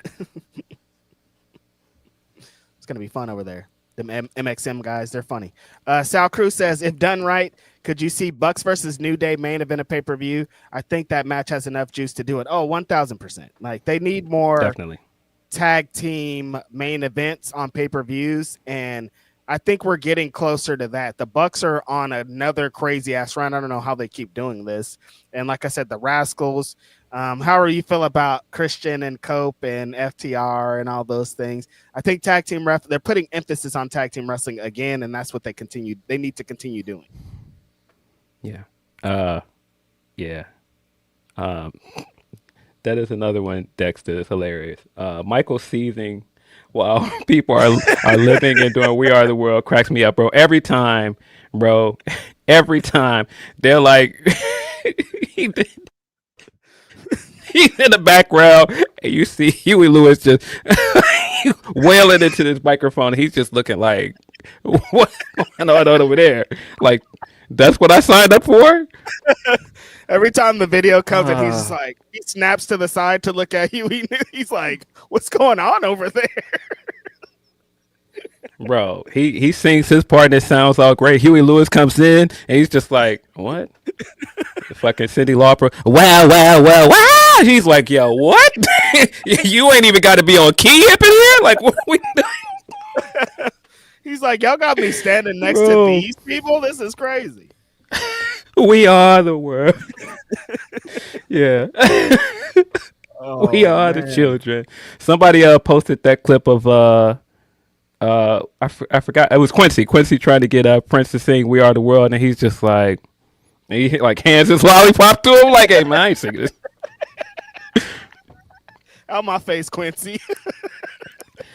Prince is a very funny dude as well. Like all of these like moments, I'm so glad that these things were captured, bro. That clip of James Brown inviting Michael Jackson on stage. Have you seen this? And then he invites Prince on stage afterwards, and Prince humiliates himself. And the lore is that's what started their whole beef. That's why Prince didn't like him and why they had a rivalry. Very funny clip, man. Hilarious. Like knowing that he held a grudge forever, essentially off of that, is like, okay, no, I see it. I mean, James Brown knew exactly what he was doing. Is all I want to say. He called both those guys on stage. Well, the story is that Michael knew, because Michael is the guy that convinced James to invite him on stage. Because if you look at the video, he's whispering in James's ear, like, yeah, bring Prince up here. And yeah, the lore is that Michael set Prince up to look bad. I don't think that was his intent, but Prince didn't. He made his own bed. Didn't look good when he got up there. See, Sal Cruz is saying it in the chat. Will.i.am tells the story because Michael told Prince Will.i.am the story, and so he's telling the story, and yeah, Prince was very unhappy with that. It's one of the things that made Prince. I have my own headcanon that when Prince died, there were all of these stories of him jumping on stage with random bands and playing with them. Like, I mean, just anywhere. He would just show up at like some random hole in the wall bar and just jump on stage as Prince and play and then just leave. Like, there's that clip of Q-Tip performing Vibrant Thing, and Prince just appeared on stage and started playing with him and left. My headcanon as to why Prince did that is like, you'll never get that to happen to me again. I'll always be ready to jump on the stage and play at any time. That'll never, ever happen to me again. Yeah. I'll never be caught off guard. I'll hop on stage right now, and he just started hopping on stage right now. You're never going to get me in a situation where some guitar don't work, and no. What a guy. What a couple of guys. All those guys. All these guys. What a couple of guys. Very sad. Somebody pointed it out to me recently that they both passed away from addictions to pain meds. And I was like, that sucks. Yeah. Horrible. Cool Fool says, due to TKO cutthroat decisions, do you think more wrestlers will be hesitant to join WWE? And has the dream of WrestleMania moment fallen? We just talked about it. For some, yes, but for most, no. No. I don't think this is going to change anything. I think people are still going to absolutely go and sign up with WWE because it's still a lot of people's dream to be over there. And like, I think that some wrestlers feel like they won't get caught up in that stuff. Like, I'm just going to go up here, do my job, get paid, travel the world, have fun, and that's it. Like, I don't even have to deal with that. And a lot of them, that is the case. Yeah. Yeah, that is absolutely true, Ryan. Because Ryan's saying Prince suggested that Carmen Electra take that stage name. They did not know that. That was a neat little fact. Nah, man. Somebody else that was a sniper before we started calling people sniper. That guy, Prince Rogers Nelson. Big time sniper. Legendary sniper. Legendary, buddy. Yeah. In the annals of history. Yeah. And the way, like, the suggestions about him based on the way he dressed and the way he carried himself, do not get confused. That guy was absolutely a sniper. Grapple Geekery says a new AEW tag team for Denise not to care about. Yeah, absolutely. She's not gonna. New Day's gonna be in tag team matches. They're gonna have tag team main events. She's gonna find something else to do. She just hates it, and I'm mad at her for it. Little hater. What's up, Denise? My friend. Denise don't like tag team wrestling? She hates tag team wrestling. It's her least favorite thing in the whole world. Every time tag team wrestling's on, she's bored. It's unfortunate. It's FTR's fault for some reason, I think. It's like whenever they're involved and they're the champion, so it's kind of laid out there. Don't she like the Lucha Bros, though? They're not a tag team. So maybe them not being the tag team, it plays a part in her not caring about tag team wrestling. Okay, maybe she was like, once they got disbanded and they left AEW, they were like, this. She was like, this is it. I'm done with tag team wrestling. Done. What's tag team wrestling anymore? My team's gone. And like, okay, I'm not mad at you. I hear you. I didn't know this part. That makes that conversation we just had in the group chat different. She don't like tag team wrestling. Maybe that's what he saw. See, that dots are connected. Dots are connected. I'm telling you, that played a part because, like, on a weekly, we're just like, those segments come on, and she's just like, what else is on? Let's talk about something else. And, like, these are tag team wrestlers you're talking about, Denise Salcedo. Some of the best of all time. R. Dickinson says, I'm going to leave here with something. Creed. Yeah, absolutely. You should. Yeah, man. I'm sure they don't have. Do you think they have anything over his properties like up, down, down? Like, will he have to leave that? I don't know. I want to say they own the rights to up, down, down, but I'm not sure. Because it was like on the network at some, and I think they started doing some weird things with that stuff. So I don't know. Yeah, I want to say they own up, down, down, but I'm not certain on that one. But it's Creed. He's built up his presence online. He can build up something else. He'll figure something new out. It'll be good. Yeah. See, Shane Monster saying WWE owns it. That's what I thought. I don't have confirmation of that. Ben Sifner says the Death Riders need an established tag team. Do it, TK. Do it for Denise. Yeah, I keep saying that the team to run with is Big Utes and Daniel Garcia. Yeah, I'm like, they have a tag team. They've ran a few matches on Ring of Honor, and it hits. Yeah. Speed Punk Official says, I'm just glad NWA got the TV deal on Comet Saturdays at 3 p.m. Central. And who's ready for GCW tonight at the 2300 Arena, formerly ECW Arena? Super excited about that GCW show. They're doing kind of paying tributes to some wrestlers. They're putting some new guys on. The energy at the ECW Arena, now the 2300 Arena, is always awesome. I think back to when we went to Philly and I finally got to watch a show in there. I think it was the Stardom show. And just like being like, some of my favorite wrestling moments ever happened in this building. Super cool. So super excited about the GCW show. Shout out to NWA. I see them getting more TV deals, making more things happen. Getting a company like that needs that type of deal. What feels like syndication, what feels like I could just turn it on in Midwest and watch this great wrestling is exactly that thing. Shout out to JCW. Can't believe I'm paying tribute to JCW, Juggalo Championship Wrestling. Saw my homie Vinny Massaro on there this week, and I'm like, am I going to have to watch this TV show, dude? Like, what's going on here? I'm confused. Phil, I'm just confused, I think is what it is. Yeah, Tony Khan says it's a good show. Tony said it was a good show. I didn't see that. He said that. Mm-hmm. You haven't seen it? No. It's hella funny. Chime in the chat if you've seen JCW. Let's see. I want to know your thoughts on it. Grapple Geekery says, I was disappointed by a favorite YouTube wrestling channel's presenter saying everyone is guilty of using AI. Normalize it. I'm not guilty of that. Whoever this person is wildin'. I haven't used AI for 1 second in my life, and I'm going to go until absolutely the last moment, until my Apple iPhone forces me into becoming an AI human myself, to not using it. Because nothing, Phil, I haven't seen anything hot off of it yet. Like, everybody's like, it's so useful, it's all this, and I'm like, show me something hot and maybe I'll follow along, but everything I've seen looks like shit. Well, unfortunately, even if you don't think you're using AI, you probably are using AI for something. You just don't know that that's how it's being done on your phone or something you're getting out of convenience. Right. Everybody is using AI in some way. I mean, there's again, AI drive-through people. I've definitely used that, so fuck off, damn AI. Yeah.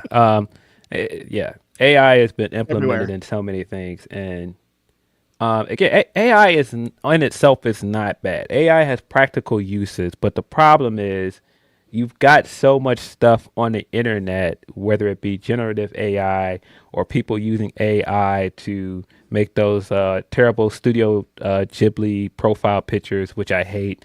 Like that kind of stuff I'm just against. Like just stealing other people's artwork and stealing people's like style and feeding it into AI and using it to mass produce this garbage is stuff that I just don't like. Like that's just totally different. Using AI for something as simple as like a plugin or a tool for an app that you use, that's different. Like it has there's useful things there with AI, but like there's absolutely an ethics issue here. And I've said it, but it's going to happen. Because people are like, AI is not going anywhere. It's not going to get regulated. It was getting regulated until a certain person got in office and a lot of this stuff started getting deregulated. But what's going to happen here? Because we've seen it already with stuff like the Val Kilmer thing and him signing like that thing for his rights, for his likeness to be used. When something happens with AI and they use somebody's likeness or somebody's voice that they're not supposed to use, and that big lawsuit happens, that's when a lot of this is going to change. Because when money is harmed, that's when something always changes. Because you best believe if you try to get on something and take some AI and just take Michael Jackson, for example. If you try to take some AI and like make a Michael Jackson song and try to sell it or make some money off of it, his estate will immediately come in and be like, nope, you cannot do that. It's what happened with the Drake thing. Tupac's estate was like, nope, take that down. You cannot use his likeness. Yep. We're going to see that a lot more moving forward. Of people being like, I didn't sign up for this. Get my shit out of here. Yeah. Yeah. When money is affected, some conversations always start happening and some things always start getting moved around. The thing is, we're in this whole era of cross-cutting and all of this. It's helping people and all this blah, blah, blah, blah. You let it affect somebody's money that matters. That conversation will change. We're fucked. Hate it. Bushin Ryu Cat says, does not compete cover just buying a ticket to show? Hey, they could pull up. They could just pull up. I don't know if it stops them from just like appearing on like a YouTube show. Yeah, because that's not competing. You're just on a show. You're just on a show with your friends, or you're just at a show with your friends. I don't really know the rules. It could be some legalese though that stops them from doing that. I'm sure you can't like appear on camera in AEW, but can you go? Yes. Maybe. I don't know. Who knows? Hoops Coach W says, give me all the Kofi Creed tag matches in AEW. Also, this Ospreay Death Rider stuff is incredible. Reminds me of Apollo helping Rocky after he lost to Clubber and lost his confidence. Be well, fellas. I thought the same thing. I was like, man, if I've learned anything about Jon Moxley in the last few years with AEW, he really likes Rocky 3. Yeah, like the whole build to his like Punk feud and like that being based off Rocky 3. And then we got, of course, Punk saying he's never seen a Rocky movie, so he didn't get it. I thought the same thing here. This whole storyline of him helping Ospreay build himself back up, it absolutely reminds me of Apollo helping Rocky build himself back up for the fight with Apollo Creed. Sorry, not Apollo Creed, but Clubber Lang. Mox, big fan. That skit this week, hilarious. Yeah. Just that bit of him walking up to Pac and going whatever that was that he did. I was like, where'd that come from? That's hilarious, bro.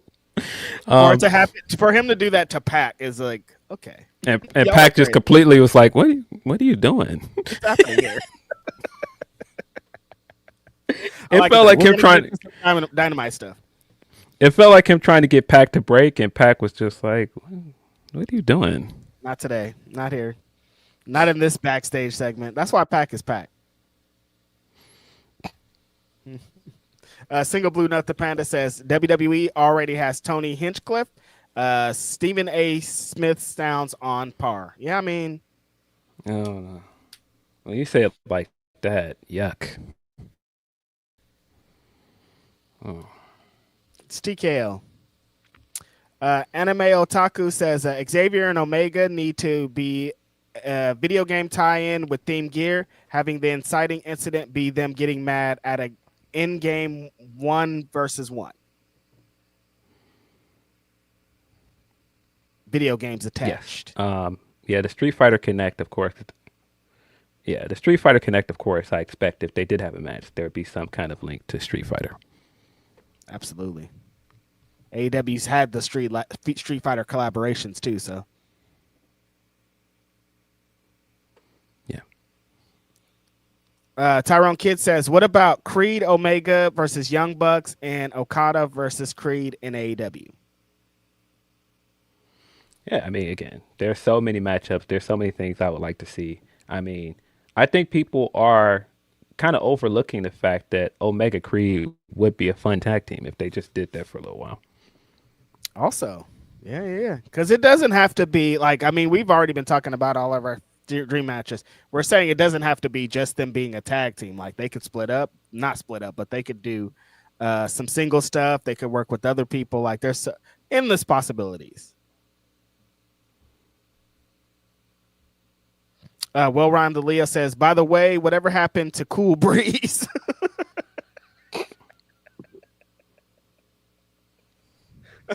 I don't have any Cool Breeze lore, Leo.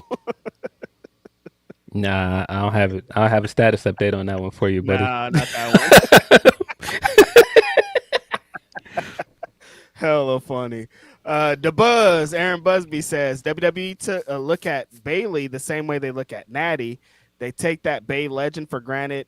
She needs to go to AEW. Yeah, listen. It's all right, man. Quit your job. It's all right. Quit your job. You too, low-key legend. At least that Bayley has the accolades, too. That just like we're talking with Kofi, like, you got all the accolades, so it won't be like, let me leave this company. They never gave me shit, at least, you know? Yeah. Young Odo says, thank you. I've been saying this about Stat. I refuse to sit here and let y'all call Statlander trash because some of y'all thought the world title reign was mid. It wasn't. She beat Tony and Monet. Yeah, exactly. The title reign was dope. The matches are fire. However you feel about how she talks, I hate that still promos are our determining factor around here, dog. Like, there's so many ways to get around that and it won't even matter. Yeah. Yep, pretty much. Well-rounded Leo says WWE has always been cutthroat since the 80s. Yeah, ever since I've known, like, I mean, some of our favorite moments are because of that. Like, the NWO exists because these guys left. The Hogan, Bret Hart, like, there's all these moments. I mean, the Wrestling with Shadows and the Montreal Screwjob is all this, of them being like, this guy's been loyal to us forever. He says he'll be loyal to us for the next 20 years, but like, who cares? We have money or we need money and we can't do that. Like, that's what this company is, and that's what it's going to continue to be. Grapple Geekery says they were saying using AI to write emails and such. Yeah, that's where it gets. It's like the simple tasks are now turning into that, and that's where it gets unfortunate. Like, yeah, AI's been used for some great stuff. They're using it in hospitals, and doctors are now they're discovering all these things. But then, like, people are making fucking flyers of Martin Luther King at a twerk show or something. It's like, this isn't what this was for. Yeah, like all this like deep fake stuff that people are making, and like these like weird sexual things people make with like women, and it's just ugh. That's what we're using AI for. That's what we're using like this big technological advancement for. Grok put this person in a bikini. I'm like, we gotta shut all this down. I think like this is what like these technological advances, and you're just like, make this person naked. I'm like, oh yeah, this should be great. Yeah. No, thank you, buddy. Mr.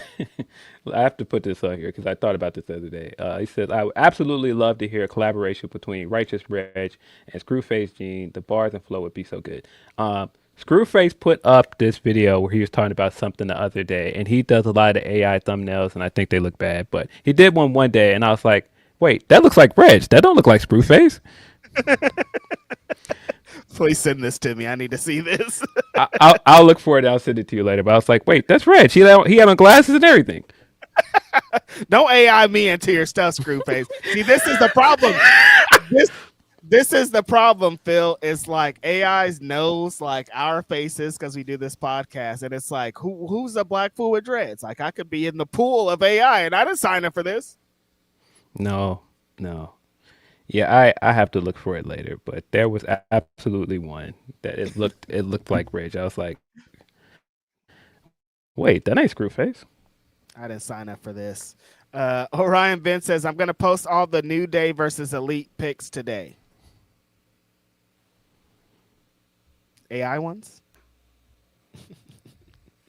Shane Monster says, so TK going to have some serious self-control decisions for these Fed releases. Starks bringing up Jamie Hayter's name. Lock in your aces first, TK. Yeah, I mean, there's some I would understand if he took a chance on some of them, but people that are like, "Oh, you've got to sign all of these people." I get it. AEW is already crowded as it is. I don't think you should try to make AEW a lifeline to everybody, especially if it isn't wrestlers that specifically want to be in AEW. Mm-hmm. Yeah, it shouldn't just be like, there's another wrestling company and you're a wrestler, come over here. No, it has to be worth something. Will Chisholm says, fans really trying to get Punk in calling 911 on him, trying to get him in trouble. There was another video or a call, not even a video, on TMZ of somebody complaining about Punk in Vegas, and I don't know what this is. What's happening here, Phil? Someone please call 911. I have not heard the entirety of the phone call, but when it started with "I'm waiting in line trying to get a wrestler's autograph," I was like, "Get me out of here!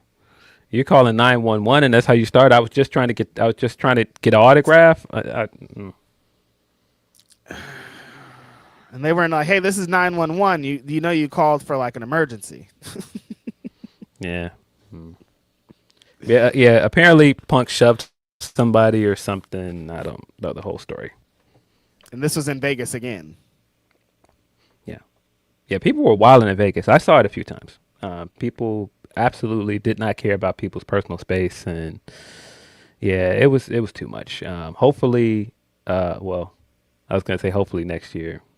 I don't know what next year is going to look like, because I was about to say they got to sort out the security issues next year. But really, if they do Vegas again, they cannot do security the same way, because that was really a disaster.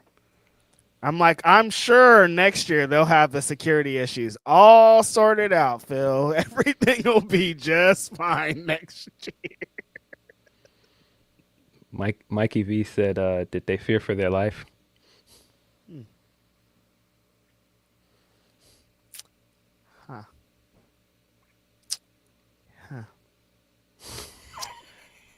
Triple GPT says, save us, Mr. Tony Khan, save professional wrestling.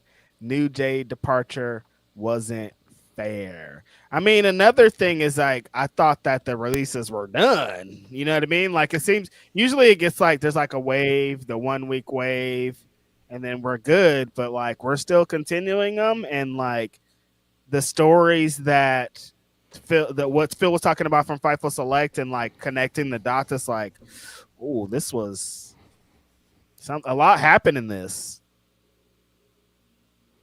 Yeah, I do not think that's a possibility, James. He said, "Is there? Do you think there's any possibility they'll do Vegas 3 times in a row? That'd be crazy." I don't think they're going to do it 3 times in a row. I think if something happens with Saudi Arabia next year and they don't end up doing it, I do think Vegas could be an option. Trying to do Vegas 3 years in a row would be very challenging, but I absolutely don't think this is the last time WWE will be doing a big pay-per-view in Vegas in the foreseeable future. If it's not WrestleMania, it'll be SummerSlam. It'll be something. They'll be back in Vegas soon. Mm-hmm. But yeah, I definitely think it's going to be on the short list of if the Saudi thing goes crazy and this war stuff continues. Like, Vegas is definitely going to be in the running for that, but Yeah, I'm with Phil. Like, I feel like they're probably gonna start doing once a year, maybe a big event. Like, they might just like have like an event there that happens. Like, one of their big four or whatever is just gonna be there every year because like they're in the Vegas business now. Yeah, no, they'll definitely be back in Vegas soon. And now that SummerSlam's a 2-night event, yeah, they'll be back in Vegas. Ooh, Only a matter of Vegas time. summer WWE show. That's gonna be brutal. Yeah. So hot. So sweaty. Now, last super So chat for sweaty. now. It is appreciate you guys for all the super chats. Yeah, y'all are dope. This has been like about an hour of super chat. Y'all are incredible. Appreciate y'all. Single Blue Nut the Panda says, is TKO trying to mess with AEW by tempting TK to sign a lot of talents to mess with their storylines and progression? It wouldn't be too much of a reach after releasing Motor City Machine Guns, New Day, and Kyrie Sane. I mean, no, you don't mess up storylines by adding amazing wrestlers to your company, do you, Phil? I don't think that's what this is, guys. I think, yeah, I don't know. I don't think that's what this is. I think, unfortunately, these wrestlers are just starting to be numbers on a board. It isn't even like, I don't even think they're like, this will screw AEW. They're just like, hey, what are these numbers and do they make sense now? Yeah. Sorry, I skipped Joseph Molina's super chat. Joe Molina says, whatever happened to Witch Doctor? Listen, now y'all putting Pharaoh Mach on a crazy plane with these unknown crazy rappers from these one-hit wonders. Leave my guy alone. Yeah. Putting him up there with Witch Doctor is hilarious. That's wild. But yeah, appreciate you guys for all the super chats. Gonna try to get into some of these humper chats as well. Yeah, and then get into some other topics. Remember when Oh No came out though, Phil? Like how the culture felt, how the world, like it felt like we were into some new dimension or something. It felt like hip hop was going to a crazy place. It did, I guess. Yeah. Big moment for Pharaoh Monch. He definitely got one of those definitely one of those big hip hop staples for that time period. There we go. So appreciate you guys again for super chats. Tony Peace says, I was going to start with NBA talk, but I want to say prayers to Nia to learn her problems with ALS, and it's now a terminal stage. Her post was hard to watch, but I know it must have been harder for her to tell the news while knowing her fate. Yeah, again, well wishes to her. Terrible news, but again, I think it's at least great that she seems like she's in good spirits. Yeah. Love, constant love. Tony also says she seems to be loved by all who met her and know her. Prayer to her, and may her remaining time be filled with love and precious moments. It's difficult to transition from what I wrote since the news made me sad, so bear with me. And he says, the good, Shane Hayes, the new GHC champion, AEW, the main event, the women's tag match, which cooked, and showed Sheeta is still very over with the fans. Knight beating Max. Speaking of Max, I am interested if this is the start of a slight change in his character. Yeah, the Shane Hayes thing was a big shock to this morning. Shane Hayes is the new GHC champion. I've seen good things about that Noah show, but man, Shane Hayes, like what a big moment for him. I've seen Shane in a couple of independent wrestling matches the last couple months, and he has a certain kind of energy, excited about the future, excited about what his space is, energy. And I was like, oh, I'm liking what's going on. So seeing him become GHC heavyweight champion makes a lot of sense because he's moving like a motivated guy right now. Congrats. Definitely. Yeah, AEW, I think AEW has really been killing it for most of this year. The Darby stuff has been a nice breath of fresh air.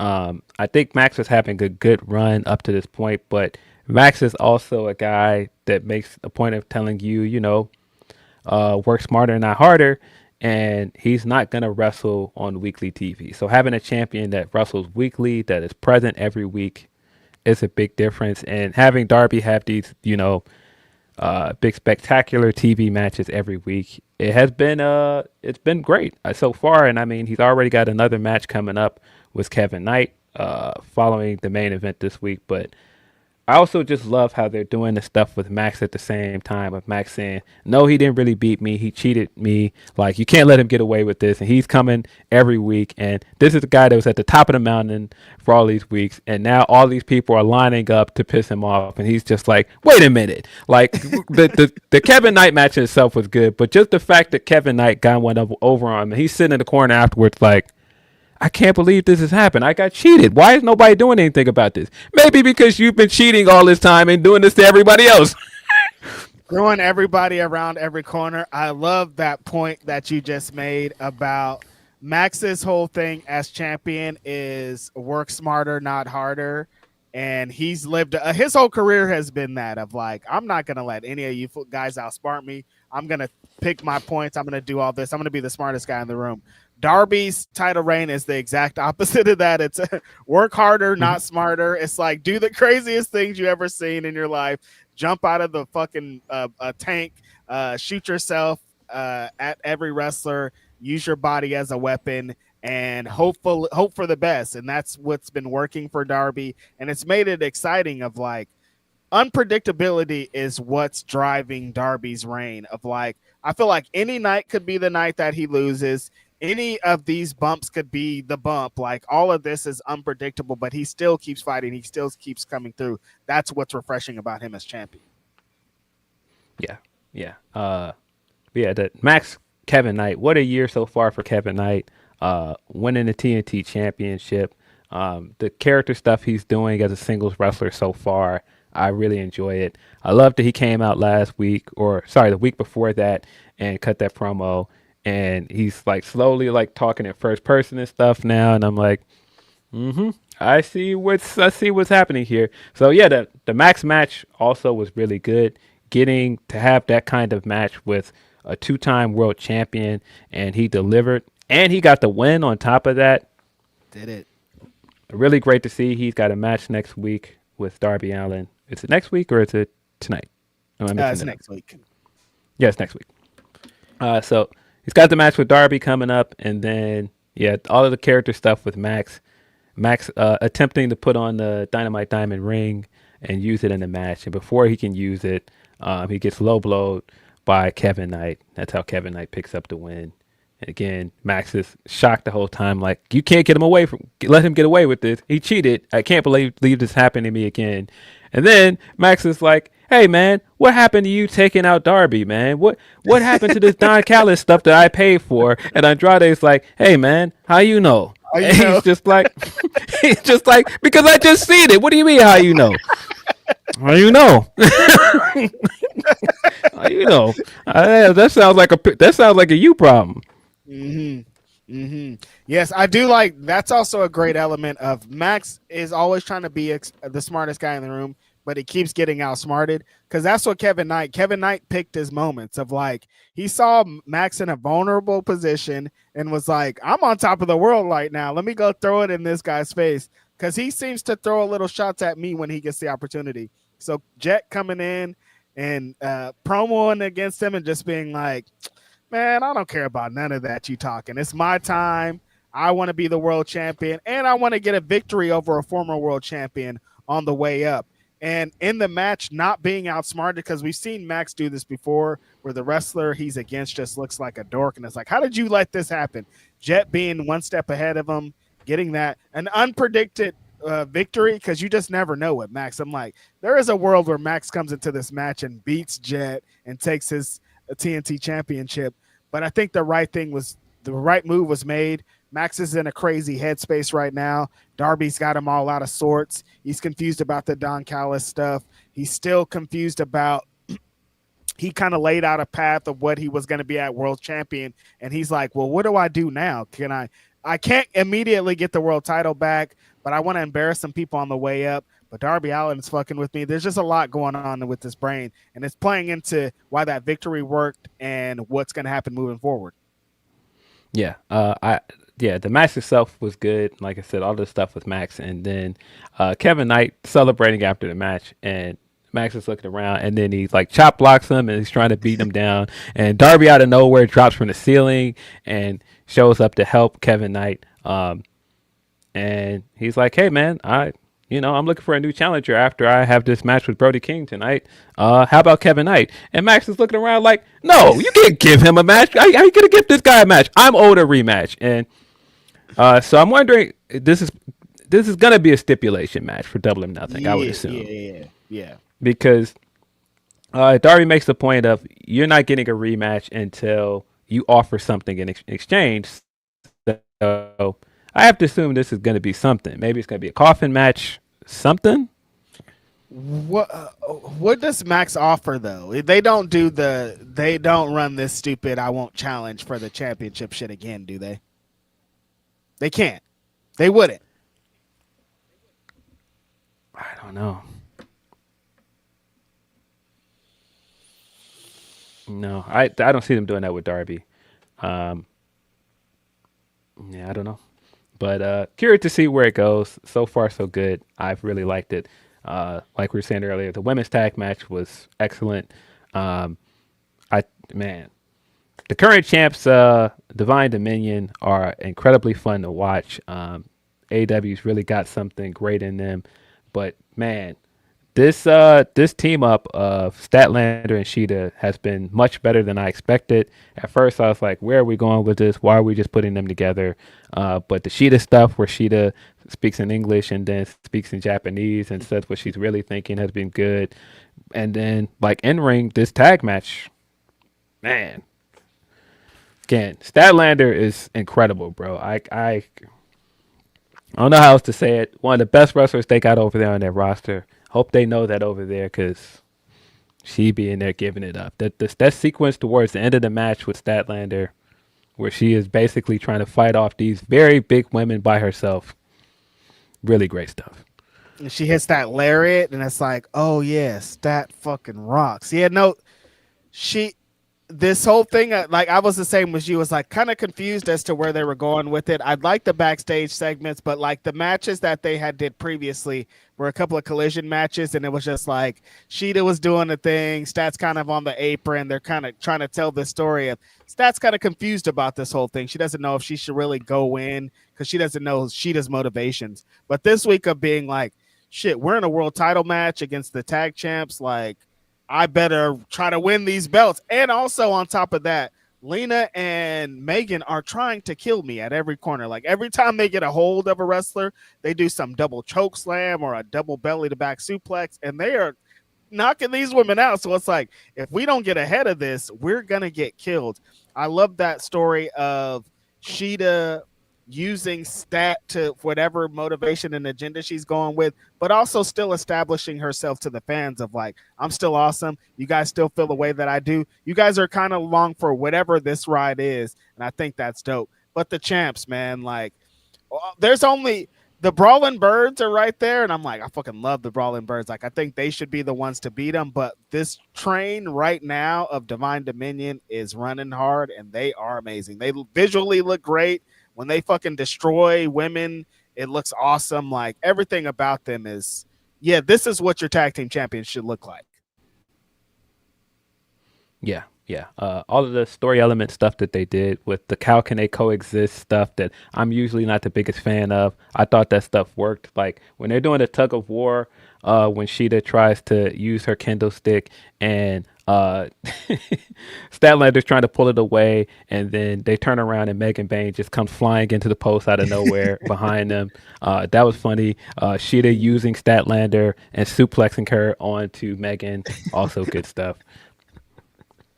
When Stat's like, wait, what's happening? Why am I in this? Why are you killing me here? So yeah, just really, really fun tag work. They're putting emphasis on the tag belts finally in a way that separates it from any other division. And I think it's really working out of like Sheeta having the point of like, I want to win these championships and I want Stat to be my partner. Like people just have to say they want to win the belts. It adds to division. It makes it seem like something. And when you got somebody on top like Divine Dominion, it just makes it even better. Yeah, and I think we can hold off on this because Statlander and Willow are still going to end up as a tag team. They're going to reunite at some point and be a tag team. But buddy, if this is somehow leading us to Sheeta and Shuri versus them in a tag team match, sign me up. Sign me all the way up. All of this is great. That segment that they had where Harley and Mina demanded an apology from Sheeta, and Sheeta's just like, "Get out of my face!" I like that segment was tight. I like her mixing in the Japanese and American stuff is amazing. Yeah, really like that. We're getting more of Willow doing this comeback killer thing tonight with Anna Jay. Anna Jay has been off TV for a while. That led into some controversy online because Anna's contract is apparently up soon. Sean had reported some things about her contract situation, and she came on her Twitch stream to debunk them. Yeah. Another one of those Sean catching some strays for reporting something. Reporting news. Jack Perry had something to say on the little stream too. I'm like, oh, okay. Oh, they mad at Sean. What did Sean say that was bad? I didn't understand what the heat was. Well, apparently he reported that she was unhappy that she was not in the Women's Blood and Guts match, and that she had contact with WWE, or that I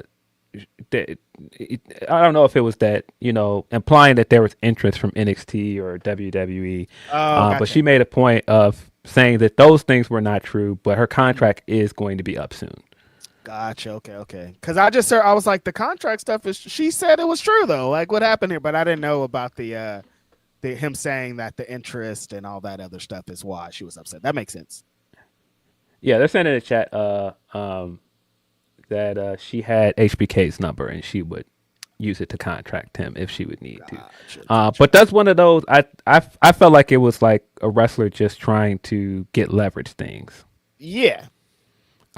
And that's why I was so confused why it turned into this isn't even true. And it's like, well, if they think you could go to NXT, I would think that just helps your contract situation. I don't think I don't know. Maybe I misread it. I don't know. And do people think it's crazy that a wrestler that doesn't work there has Shawn Michaels' number, and Shawn Michaels is they're not on Shawn Michaels' radar? That's not crazy at all. Like if she is, I'd be like, yeah, okay. What do you mean? Yeah, and apparently Sean's story is that he got the information directly from Anna Jay's former agent. And so basically he's saying, like, I got this information from somebody in your camp, and Anna's saying this isn't true, and I don't work with that person anymore. It's messy. Yeah. But again, like, if it's just one of those, if it's just her agent at the time trying to get leverage for her, I'm not surprised by that at all. It's wrestling. No, it's wrestling. She should. Yeah. On the line, at least. The Mox and Ospreay stuff that started on Collision. Well, technically started last week because the Death Rider saved Ospreay, and then they had the segment on Collision where Claudio carries Ospreay back into the room, puts him in a chair, then Yuta for some reason throws some water in Ospreay's face, and Marina like snaps his neck and like gives him like basically like a towel and puts it around his neck, and everything about it. The Death Rider stuff is so good. To go from where we were over a year from today, and I was just like, this Death Rider stuff just ain't it, and to be where we are now, and I'm just like, this Death Rider stuff is really great. Yeah. Mox is great as a leader. Just the way that he's managed to bring his humor to it, and then he's kept a consistent character as well.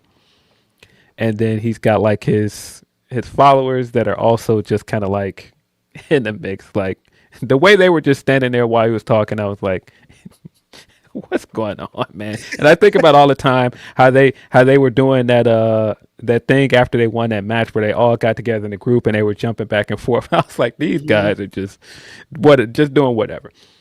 But the story here is that Ospreay lost his match to Mox at Dynasty, and he's been really on a losing streak really since then. And Mox has kind of picked him up like, hey, what are you doing? Like, you came back, you thought you were going to get some revenge on me. How did that work out? You can keep trying to gun for me and try to get your payback, or I can help you be what you're supposed to be here. You pick the choice. And the segment ends with Mox laying on the ground. He gives him the chair and he's like, yeah, take your hit if you want it. And Ospreay runs the cameraman off before we can see what happens. And then we get to stuff this week where clearly Ospreay did not use the chair on him.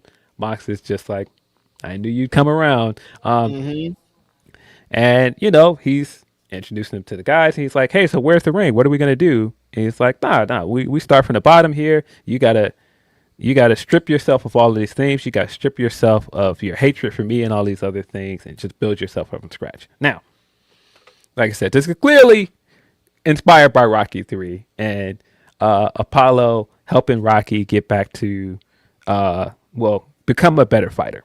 The reason why I think this works so well is because this has been consistently Mox's reason from starting the Death Riders from the beginning of like, hey, you guys are complacent. Like, this place isn't the way it's supposed to be. I'm trying to build this place up and leave this place better so that we don't have to bring in somebody like Bryan Danielson, who is clearly hurting, and he clearly doesn't see that his time as a wrestler is up. We can't keep relying on these old guys. You can't even keep relying on me. I got to build up the next guy that's going to be the face of this company. You guys don't see it yet, but I'm right about this. And the longer he's been doing this, I'm like, man, he's right. Like, when you look at what he's done for the last few years, hey, just look at the lineage of the world title. The guy that it's like, hey man, I gotta build you up and show you that you can be better. Hangman Adam Page, that led to Hangman getting his win at All In. He had to go through fire to get better to be champion. Darby coming back and going through all of this stuff with the Death Riders and coming out of it on the other end better than he started. And he's now the current champion. And now you've got him essentially doing the same thing with Ospreay, where he's building him back up to eventually enter the world title picture. Thank you, Philip Lindsay. I knew some people understand it because they were yelling at me on the Dynamite watch along this week. They're like, why is Will Ospreay? What is he doing here? Why would he even be a part of the Death Riders? The Death Riders mission statement, what they were talking about Will Ospreay. Like, what do you mean? Like, the whole thing was about, we need the next generation. We need the heavy hitters. We need the guys that are not going to just sit around and they're going to take the reins. And Ospreay was that guy. And they're like, well, Ospreay he's already better than Jon Moxley. Why? That's a downgrade. Why would he go there? And I'm all, and Denise is like, well, how many 5-star matches has Jon Moxley have? How many blah, blah, blah? I'm all, how many of those 5-star matches that Will Ospreay had did he win the world championship? 0 times. Jon Moxley's a 4-time AEW world champion, and he wants to impart that wisdom onto Will Ospreay. If Will Ospreay wants to know how to get to the world championship, who better to listen to than Jon Moxley? And so Jon Moxley just being like, listen, you can try to kill me. You can kill me right now, dog. If that's what you want, if that'll make you feel better, knock me out right here. But I could help you get to that point. And it's not like, none of this is saying you're in the Death Riders now, you're a Death Rider. It's just like, no, we know what it takes to get to the top. You have all the tools. We just got to help you with that. We just got to get your mind right. You're still wondering if you came back at the right time. You're still wondering if this was all a big mistake. And I'm about to show you it's not a big mistake. I'm like, the story's all there. Why are people acting like this is this crazy thing? Now, that Pac match from a couple weeks ago is messing people up, Phil, because Ospreay was Super Ospreay in that, and he beat Pac, and he got out of some crazy things. But maybe his neck got aggravated along the way. Moxley was hammering in on that neck and showing him that it's going to take a little bit more to really get to that point. And he's just trying to analyze all the moments, analyze all the things, think of who's caused him the most trouble in AEW and use that information to move forward. I'm not surprised that he's working with Jon Moxley because John Moxley has been to the big dance. He's won the world title, so he should try to get some of that advice. Yeah, and the continuity here, if he just had to match with Pac, so when he came backstage and he's talking to Moxley and he walks past Pac, they both look at each other like they don't like each other, and that's even the more reason why when Mox tried to jab him in the stomach, he was like, "I'm not playing. Why you bring this dude in here? I don't like this dude. This ain't a joke to me. Why you bring this dude in here?" But haven't you been in that situation before? I've been in that situation before where some dude you don't really funk with, and then the other homie's like, "Hey, no, it's chill," and then he tries to like do a little bit on you to make the situation okay, and you're still like, "I don't want this dude here." Yeah. So that continuity is well either, but it's not just that Ospreay hasn't been world champion in AEW. He has been world champion in New Japan, of course, but Mox's whole point is here, like, man, I seen you when you came here. You was having big matches.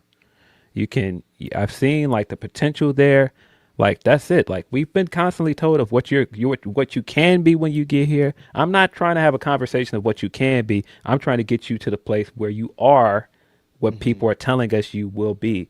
And if you follow Ospreay's whole career, we've seen it. He's had big matches. He's had big moments. He's had all the 5-star matches you can name, right up there with Kenny Omega. But the difference is Kenny Omega has been the face of this company. Ospreay ain't been the face of no company where he's been. Yep. He wasn't the face of New Japan. When he was having his run there, that was Okada's company. When Okada left, he still wasn't the face of that company. And if you're going to come over here and be world champion, Mox's whole point is, I'm not looking for somebody to come over here and have good matches and be complacent. I'm looking for a guy that can replace me, because every time they need somebody to stand up and lead this company forward, they pick me. There's a reason why he is a 4-time AEW world champion. It don't matter that Ospreay got more 5-star matches than him. In this company, Mox is the ace. Yep. He's king. So yeah, if you want to be the face of the company, yeah, this guy is the guy that should be advising him. Yeah. Simple story to tell. So we're world champion being like, you're the next world champion, so let me show you the way. Yeah. And he's been saying it all along. When he was coming back gunning for him, he's like, yo, what's your problem? Because I hurt your neck. Like, that's old. Why are you still talking about that? Like, listen, this isn't personal, man. Like, I'm over here. I'm Continental Champion. Hey, man, if you want to get where you want to be, hey, man, come give me a call. But if you're still trying to be a killer, dog, that ain't who you are. Like, stop, don't do that. Like, you're trying to have these matches where you're focused on trying to hurt me. What are you going to do after that? Because even after that, it's still going to be somebody that has a match with you that's going to target your neck. And it's still going to be, you're still not the wrestler you were. So what are you going to do? Hey, if you want to bang my head in with this chair, go ahead. But you still ain't a killer. Oh, I just thought of a different element too, because when Ospreay was out, we were hearing so many people be like, he has to change his style. He's going to come back different. He can't keep competing at that same level. And when he came back, he was competing at that same level. He still was doing the big dives. He still was wrestling. Still doing the flippy stuff. And I think Mox saw that and was like, well, brother, if you already seen what happened to your neck in this situation, let's maybe change it. We know you got good strikes. That's why they got him down in the dungeon. They're like, nah, we need to get down to the nitty gritty, because you're going to have to adjust and adapt to the situations moving forward. Bro. And again, this is how people are hanging on to 5-star matches. We're looking at a guy that completely rechanged his style and the way he wrestles when he went from WWE to AEW. He's done this before. He knows how to change his style. And so who else to teach him, like, hey man, you need to change things up? We're giving AEW fans the story of him changing his style on screen. He's not doing it off screen and then coming back with a new style. We're giving you the story on screen. Yes. That's the element. That's another thing that's in there of like, no, you need to get down to basics. You need to get back to that shit. You don't need to be in the gym flipping more. You don't need to learn more flips. You need to learn how to beat some ass on the ground. Yeah, and yes, Ospreay has made the transition from junior heavyweight to heavyweight a long time ago. He does more strikes now. He wrestles more and more like a heavyweight. He wrestles more like a big main event wrestler. But you still got to be looking at it like, I mean, as soon as Claudio took his shirt off, it's like, hey man, you gotta focus on using your strengths and all these other things, not just the flippy stuff. Yeah, yeah, yeah. Really dope. A dope element. That's something like, no, they're laying out the story here. Exactly like Phil's saying. They're watching his style evolve essentially on camera instead of just big shock of like, all of a sudden he's doing all this ground stuff and all of a sudden he's doing these bigger strikes. It's like, well, why did he get there? And they're showing us why he got there. Now, I think it would work better because the only hitch I have in this story is, okay, he had to go to the Death Riders after the stuff with Mark Davis happened and Don Callis' family. And then, of course, the ops are like, hey, wait a minute. Why are you over there with them? We saved you from them. Mm-hmm. Why are you mad at us? I'm glad Joe said that because I was like, that is kind of confusing because it's like, well, wait a minute. Why are you siding with the people that put you on the shelf? We saved you from them. Yeah. And I think this would work better because the thing that happened in Rocky 3 that made this make sense is Rocky got his ass whooped by Clubber Lang. And so it's like, yeah, I got to rebuild you back up from scratch. Yeah, Ospreay's on this losing streak, but it doesn't feel like any of these guys should be that big of a threat to him. Coming off of a losing streak to Mark Davis and all of this stuff that's happening, it would work better if he had more of a threat that he's been going up against to lead up to this. Mm-hmm. Yeah, because they like I said, he beat Pac already. He kind of was trending upwards upon his return, and then they kind of turned the corner really quickly and being like, actually, he's not as ready as we seemed, and it kind of was a hard turn. Yeah, but so far so good. I think this Ospreay and Mox stuff is good. I like the storyline. I like the way that they're slowly doing the story to build him back up. So by the time the Owen is here, and we do get Ospreay going on this win streak, it's going to mean more. I've said since Dynasty, I'm fine with him coming back and not winning all his matches because that would be kind of boring. And I'm glad we're getting story elements here.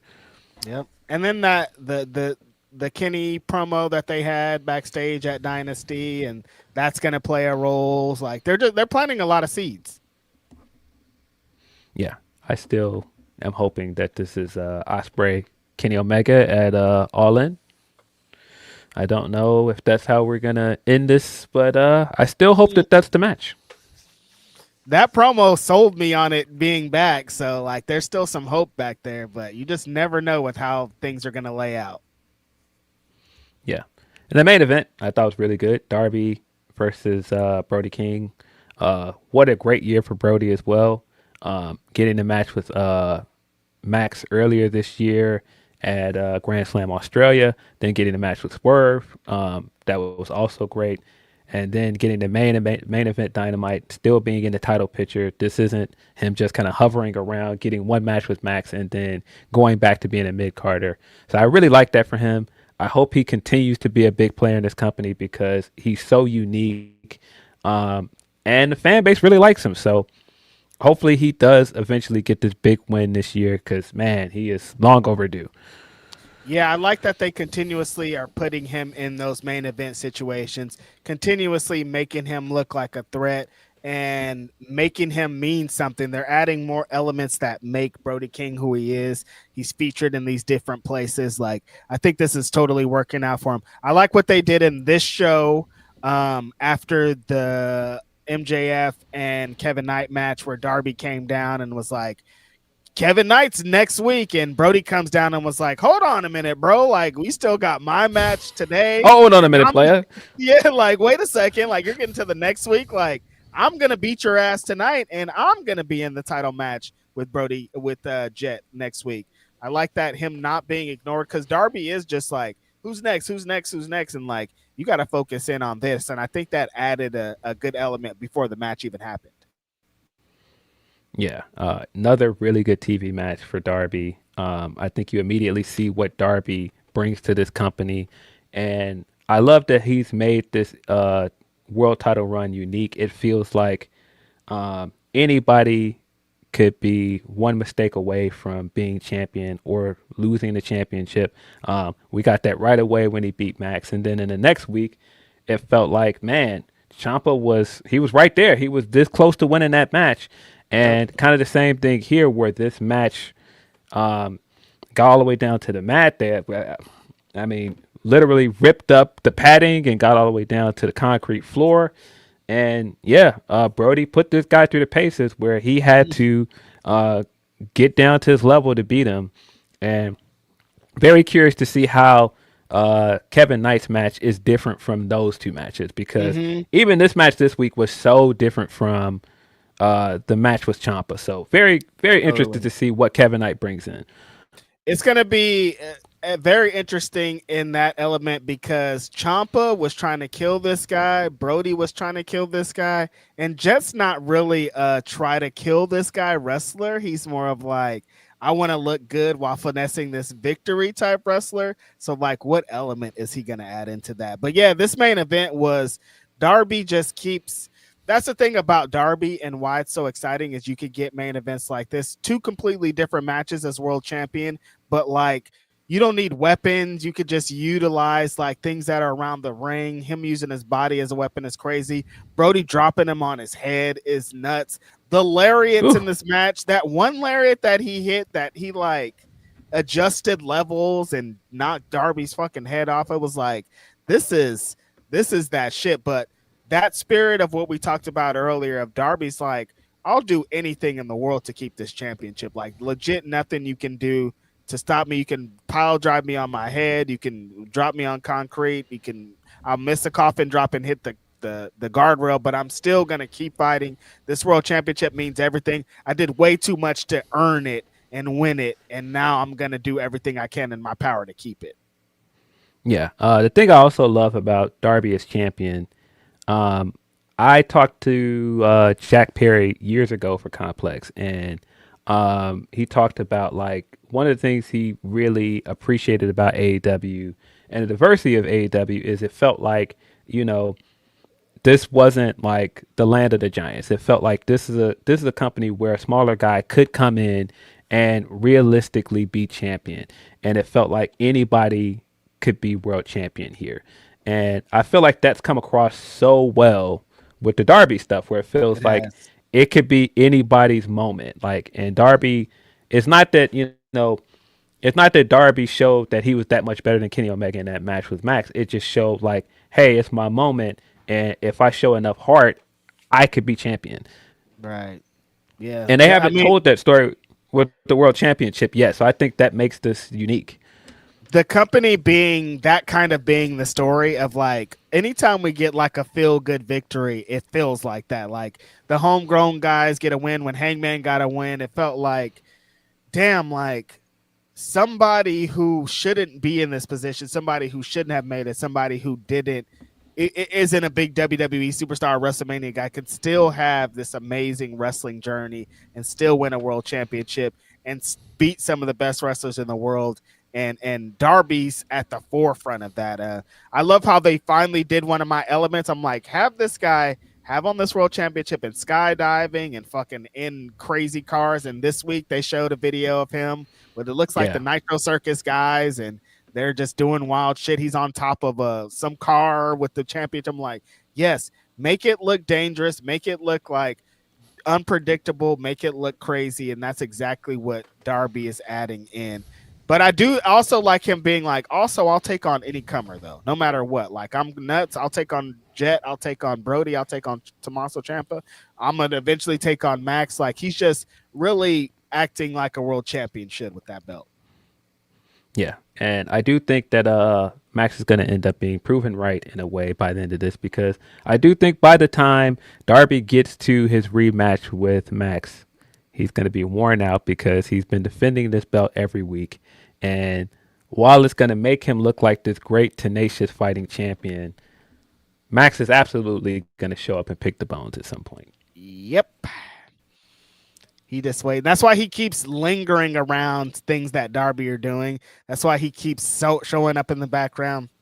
Because he's like, Eventually, you're gonna be too beaten down and broken, but we're gonna have this match announced, and I'm gonna stomp all over it. So he's still being the smarter wrestler, and that's what I hate about Max, that son of a bitch. Yeah, and I mean, when we talked about this back when we reviewed Dynasty, and I had a feeling Darby was going to win, I was like, oh, I don't love the idea of Max coming back and beating him a month later. But this is why the weekly program and telling the story well throughout the weekly program matters so much, because now I think if you continue at this trajectory, it will make sense because, yeah, Darby is he's throwing himself at a wall every week, basically. And, you know, how much longer can he keep this up? And that's the thing that Max gets as somebody that has been world champion twice already. It's like, hey, man, you can go out there and do all that for these fans and entertain them, but you trying to have big main events and get paid big money and have a long lasting title run, or you just trying to, you know, have a flash in the fire title run? Mm-hmm. What it'll be? What's it gonna be? That you remind that hitting a brick wall reminded me of that spot that happened in the match where he tried to dive on to Brody, and Brody was just like, "Get off of me, man!" Darby spun in midair. I'm like, this is dangerous. It's so different than Darby's wrestling matches are so different than every other guy's match. That's what's so good about it. Like, it's not like a luchador's match. It's not like Swerve's matches. It's not like Hangman's matches. It's not like Mox's matches. It's like completely different. Yeah. Love that shot of Brody trying to come charging at him, and he's on the barricade, and we get the camera cut to Brody coming flying through the barricade from the other side. Yeah, really fun match. Mm-hmm. I liked it a lot. This is continue this Darby train, continue these world title main events until Double or Nothing, and we're gonna continue having a good time. Yeah, but yeah, Max is absolutely gonna show up and beat this guy and say he was flash in the pan and he didn't matter. It's definitely gonna happen. Hate it. Yeah, we've got some more Humper chats as well. Send us in your super chats again. That's the best way to get your chats read on the stream. Appreciate you, Moon Banana WWE says, just wanted to say, New Day meant a lot to me, inspired me, and made me feel seen. I love wrestling because of them, and I will support them everywhere they go. Man, I feel like New Day and this show has a lot of parallels of three friends, three black guys making something because, not just because, oh, we want to make something, because we're already friends and we want to make something, and just like what they represent in wrestling as not like uber athletic wrestling black guy or savage or all the other wrestling tropes that they try to throw at black people all the time. These were nerdy black men making something. And when you think of like Xavier Woods and a guy that like goes to conventions like video games, and like how much that reminds me of my friend that started this podcast, and like it's like there's so many parallels there, not just that, but just like Kofi Mania, and just like they're like them doing the Dragon Ball Z stuff at WrestleMania, and so many things that like made me feel seen as a fan. I'm right there with you. Absolutely. They did a podcast, you know what I mean? Like my dream for a while there was like, damn, the three of them and the three of us would have been so sick. There was like a window for some months where it was like possible, and I'm like, imagine if that would happen, man. They did a podcast produced by one of my best friends. Like, I just also, the fact that like they're good friends with him, and like there's like a picture of them at the Hall of Fame, and Emilio standing right next to them with like I said, there's so many parallels between them and us. And like I said, it was cool to see them have such a successful run and continue to be friends, and it never turned into, oh, I got to turn on this person, even though they did this big heel turn at one point when E couldn't wrestle anymore. But, you know, all the way up to the point when, you know, when Kofi was world champion, they were by his side. They were still his friends. And like when E was champion, they were still his friends. It was never like, we got to turn on him to be champion. No, New Day was New Day with them as a unit, and it worked. The Kofi Mania worked even better because Woods and E were there.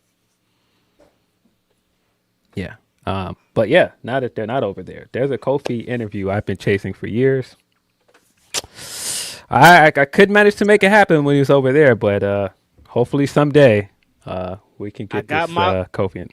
I got my one. It's always on display in the on the my one of my number one moments as a writer is getting that Big E cover. Like, let's complete that. Where's the rest of the guys? I'd like to interview the rest of the guys so bad.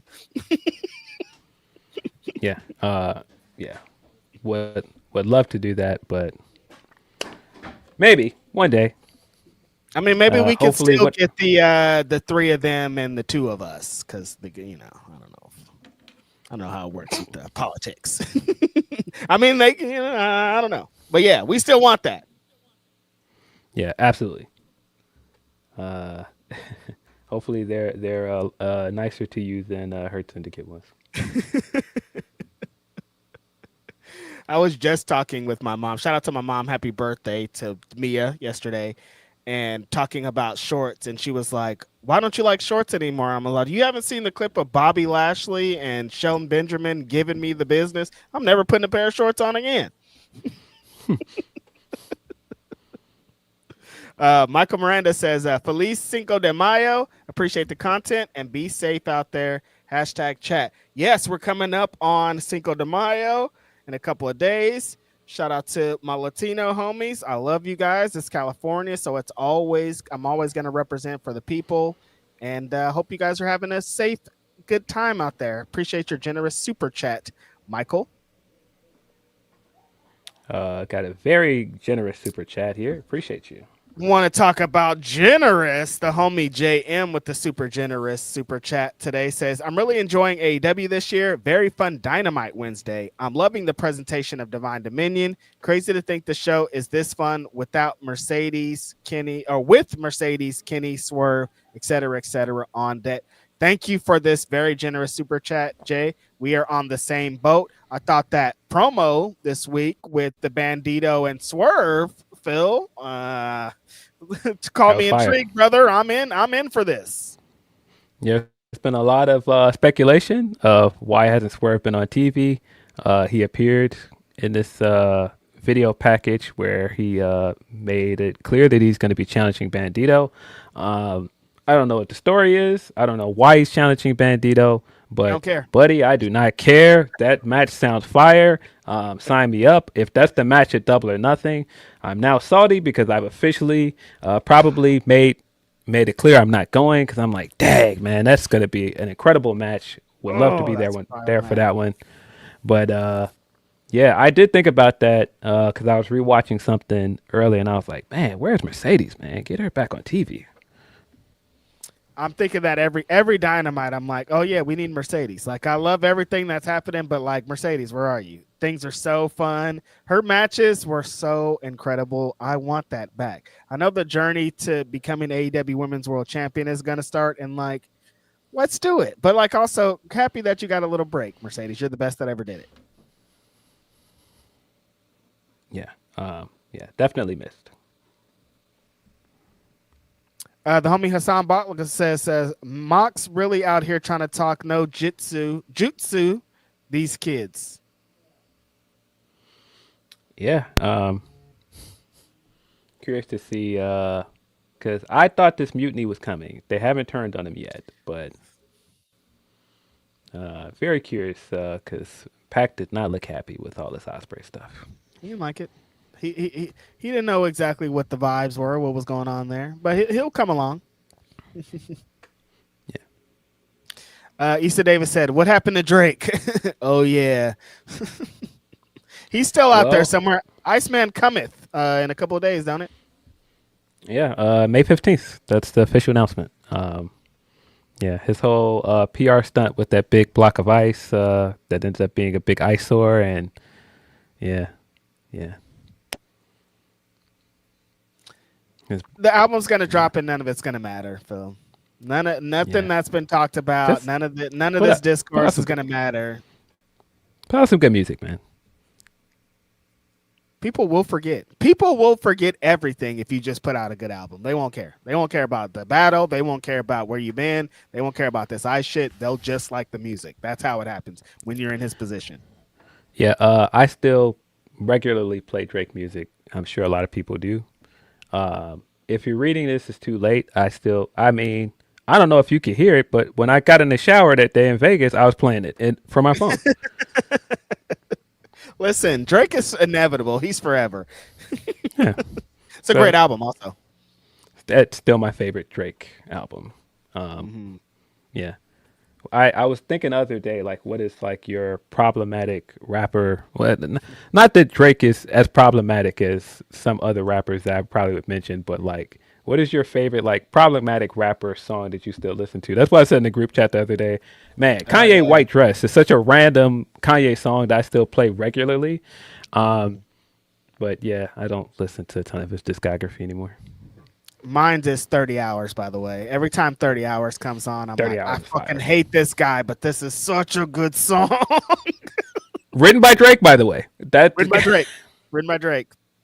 That's where all the things cross. I'm like, I'm confused. Ghostwriter. But then he wrote this great song, so it's like, I don't know, man. What matters here?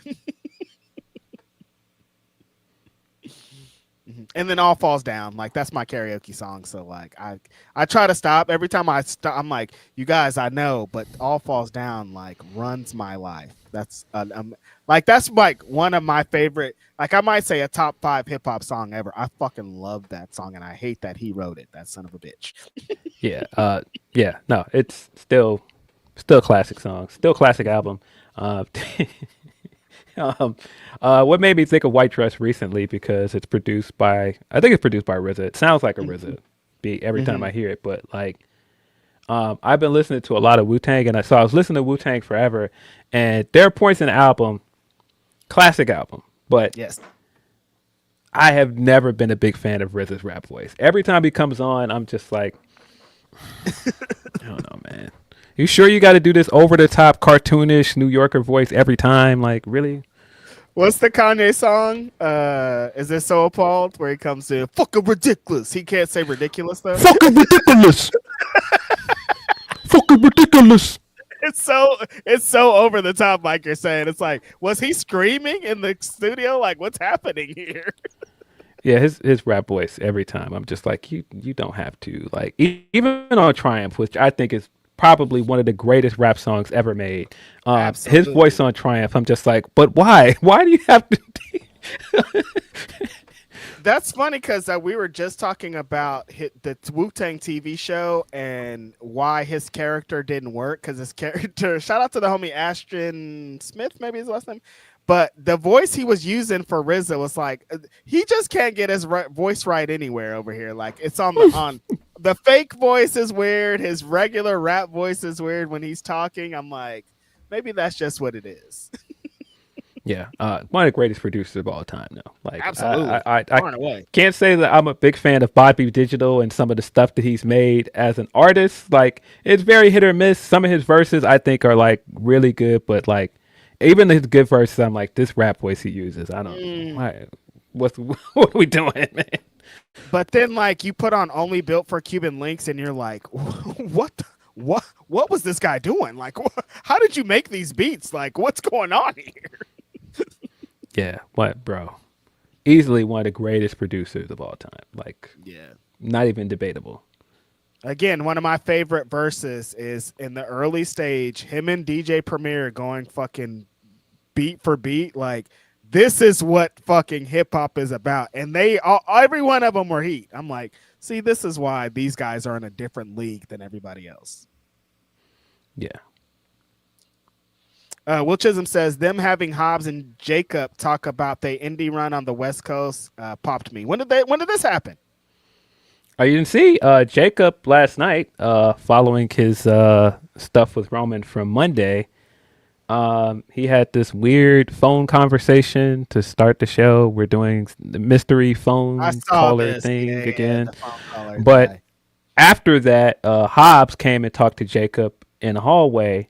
And he's like, hey, man, you got to get back to who you were. Like, remember we used to have these car rides and all this stuff. And then they got jumped by the MFT guys. So they're very, very much teasing that Jacob is going to do stuff with Hobbs going forward. Huh? They trying to get me to watch the show, huh? Trying to get me to watch the show real bad, huh? Yeah, like, trying to get the big guys West together. Coast, bro. Get him over here.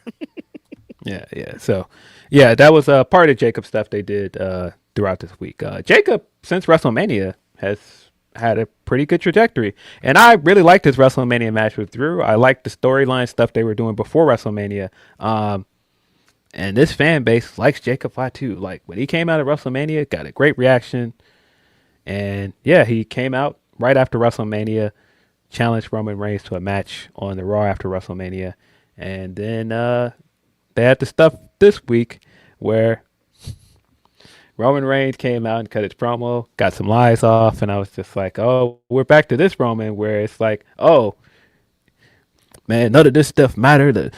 They made this belt to take my shine away, and so now I made this belt relevant, and I am the world heavyweight champion, and I'm going to be here every week. I'm not a part-timer anymore. And it's like, yep, all your fans are going to eat up all of these lies, but there are absolutely some lies here being told because he's like, I made this belt relevant. It was in the main event of WrestleMania. Hey, who was champion when you headlined that show? Did you walk in as champion? I mean, you tried to tell us after Royal Rumble, I challenged you because I hate you. Okay. You sure didn't challenge him because he was the biggest star available and you were going to get the biggest WrestleMania match possible out of that? Because the thing people forget at the time, Drew McIntyre was the other option. He was. Were you going to pick Drew or were you going to pick CM Punk, who is far and away the bigger star and holding a championship belt? But you made this belt relevant after 2 weeks, after you won one match with it. Well, there are some lies there. And then people are like, oh, but he's right. People are like, but oh, he's right. It wasn't in the main event of WrestleMania before. It's because of him that it was. Yes, a big part of the reason it was in the main event of WrestleMania was because of him. But also, a big part of the reason that belt was seen as second place in the first place was him.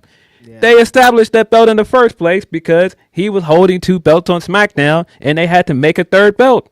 Mm-hmm. And even after they established the belt, he's the guy that got on TV and said, that's the loser brackets belt. That's the second place prize belt that you're holding, Rollins. Now you're going to sit here and tell me as a Rollins fan that none of that happened? No. You're not going to be like, I don't give a fuck what you say. You did main event WrestleMania with that belt. That's still Rollins' belt.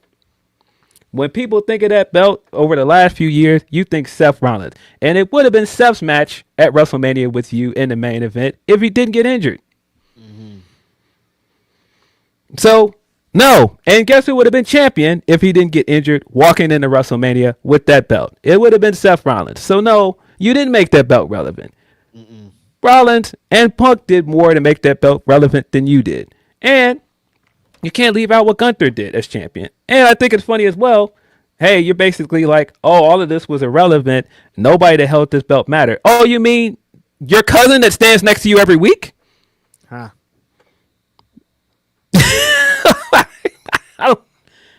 I don't know. But again, lies were being told. And then also, well, yeah, I had to come over here because this belt, they created this belt to take shine off. I do think it's very interesting that he's like, now I make this belt matter. The belt makes the man, not the title makes the man.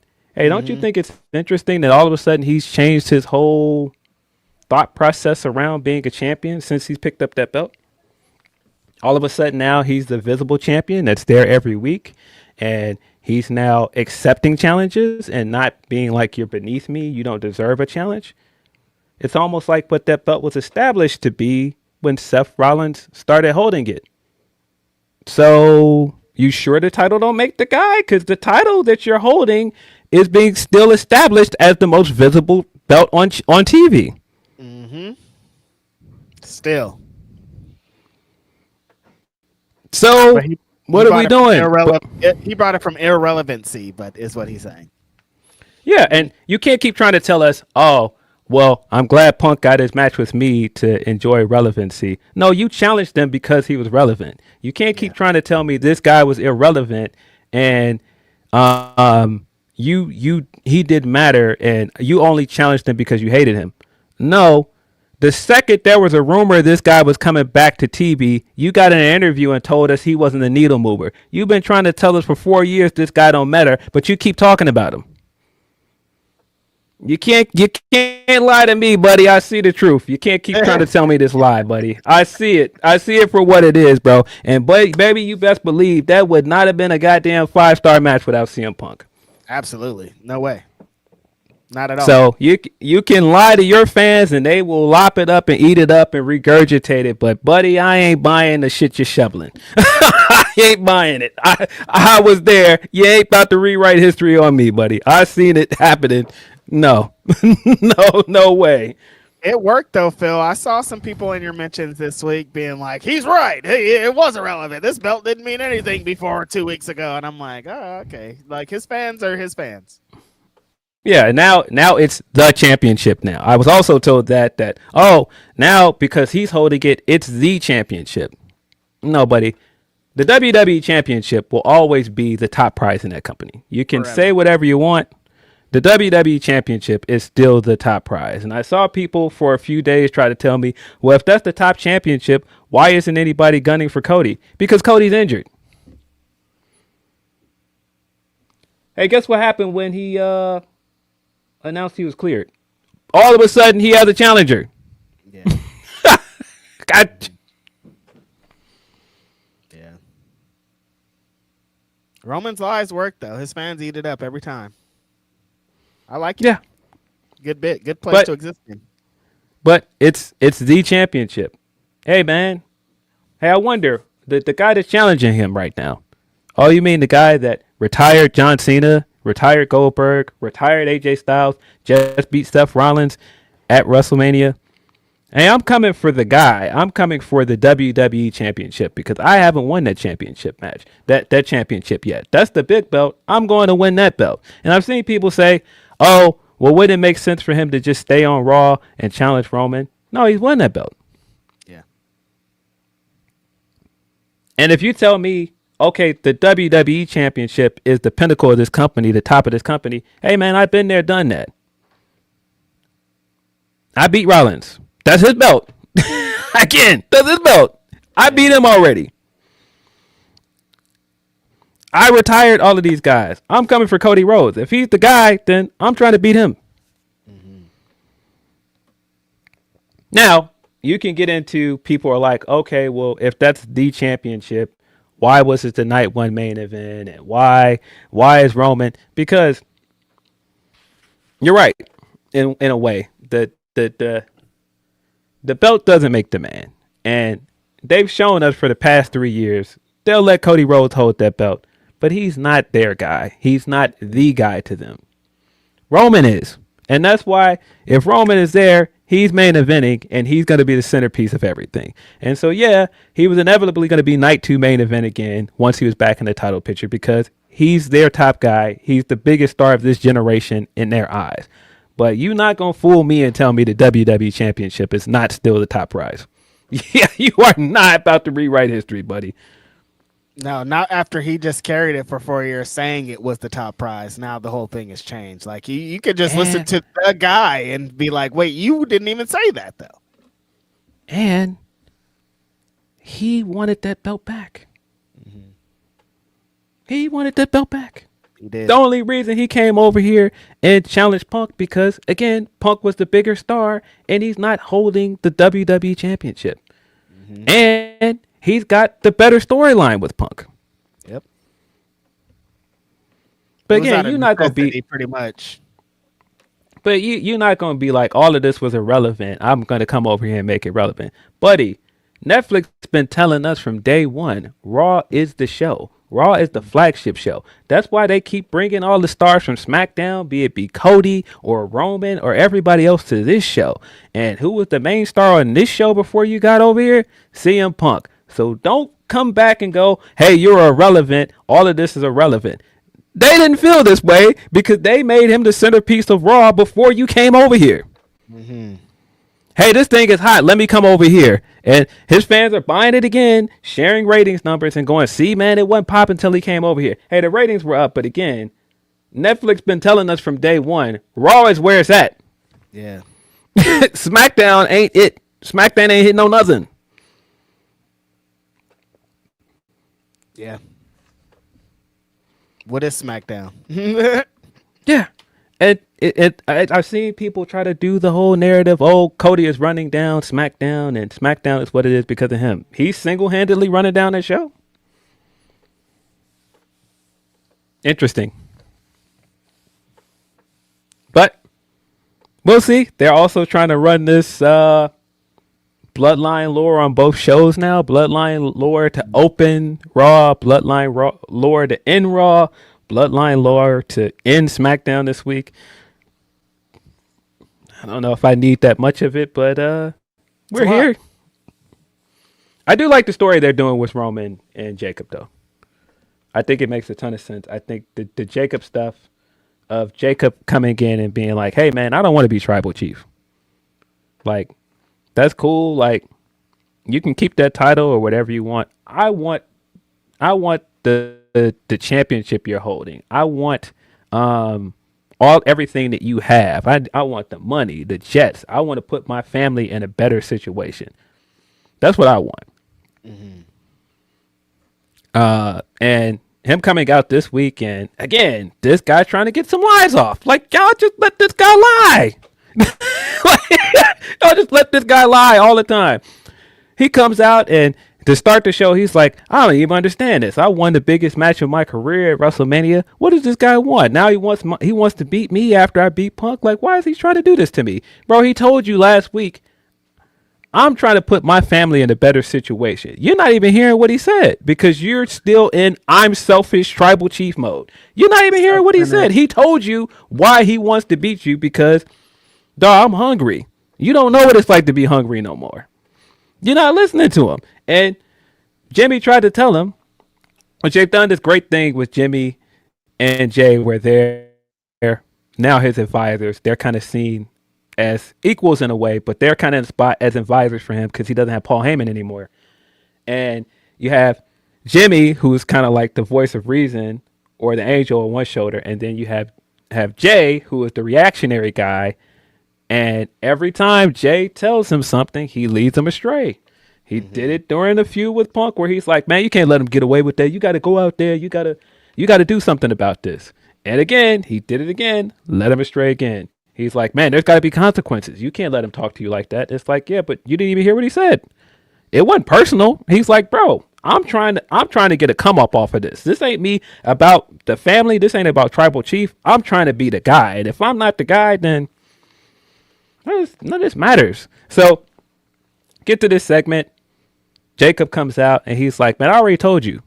I want the title match at Backlash. And he's like, yeah, man, you sound crazy. You're like, Solo brought you here. And, you think Solo could bring you here? You think Solo can order a coffee without me? Hey, man, you weren't even here when Jacob debuted. You weren't on TV when Jacob debuted. We saw it. He joined Solo's version of Bloodline. He didn't join your version of Bloodline. Why are you now on TV trying to lie to us and be like, well, you're giving Solo credit? Yeah, because we seen it. Solo brought him in. What do you mean? He's here. We've seen him have WrestleMania matches. We've seen him do all kind of stuff. He's here. What do you mean? Yeah. Now you're trying to tell us, oh, well, you think Solo could do something without me? So not only are you trying to take credit for that belt being relevant again, now you're trying to take credit for Jacob being here?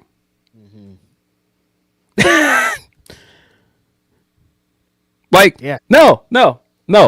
And on another level, I think the thing that's great about this is Jacob has had this whole trajectory on his own. We didn't know if he would ever make it to WWE. He had this indie run where everybody was talking about him as like this hot Samoan star that could be over there. And it's like, hey, man, this wrestler's cool. But, man, if they could get Jacob over there, man, Jacob would shake some shit up over there.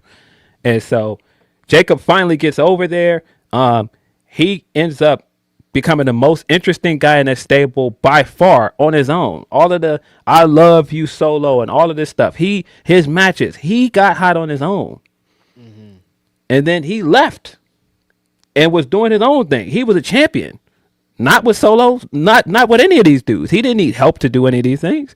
And then what happened? MFT guys turn on him. Drew ends up costing him title matches last year. And all of this stuff is happening not because of stuff Jacob did, because of stuff Roman did. The reason Solo is the way Solo is because of Roman. The reason why Drew has this vendetta against all the Samoans and doesn't want any of them to get a title shot is because of Roman and the bloodline. And at every turn, in the lead up to WrestleMania and after, Jacob beat all these guys by himself. And then I'm standing in a ring with you on Monday night. And you're talking about how I did all this. You ain't do nothing for me. What are you talking about? You did nothing for me. I'm having to deal with all of these enemies that you created. You didn't help me with any of this. And now you're telling me I'm here because of you. Hey, dog, stop playing with me. You didn't do nothing with me. And people are like, it's a heel turn because he did the tongue and death grip on him. Nah, he put hands on him because he was talking crazy. Right. Yeah. You didn't do anything for me, and I'm saying I want a title shot that I earned. Yeah.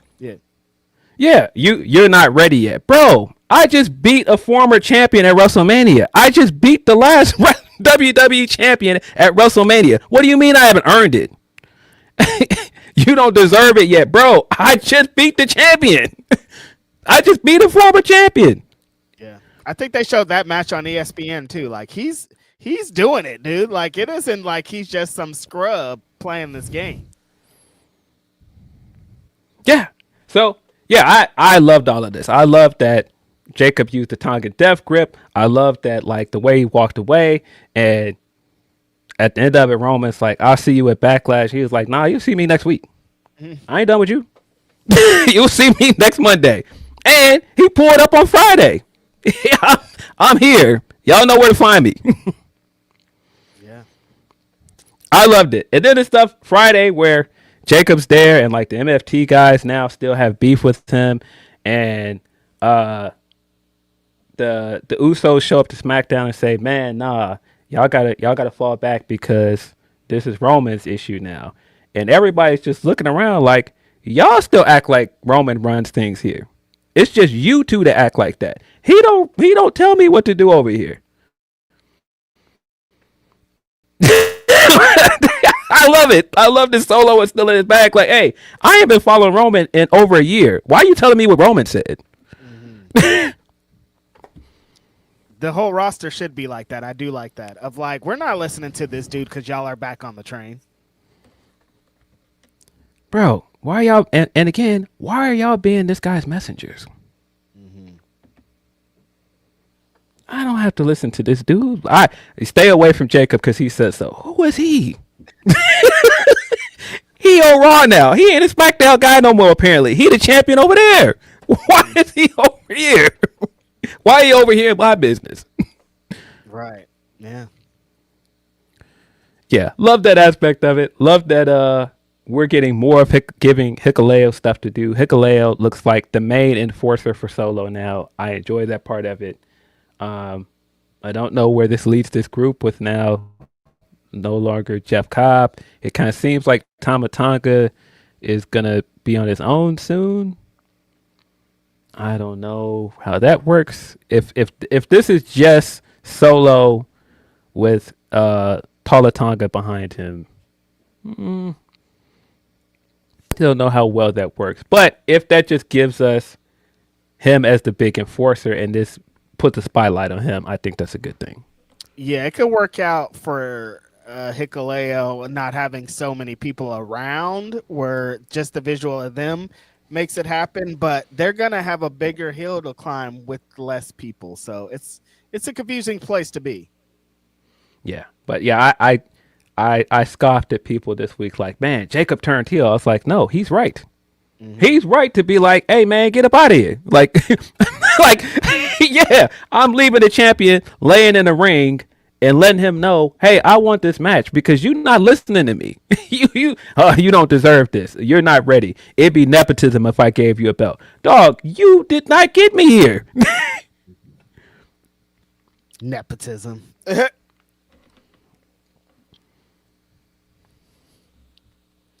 Yeah, shout out to Jake. Yeah. I'm so happy that they're letting Jake be Jake. That's probably the best part about all this. Is like he's still the same exact Jacob that he's been.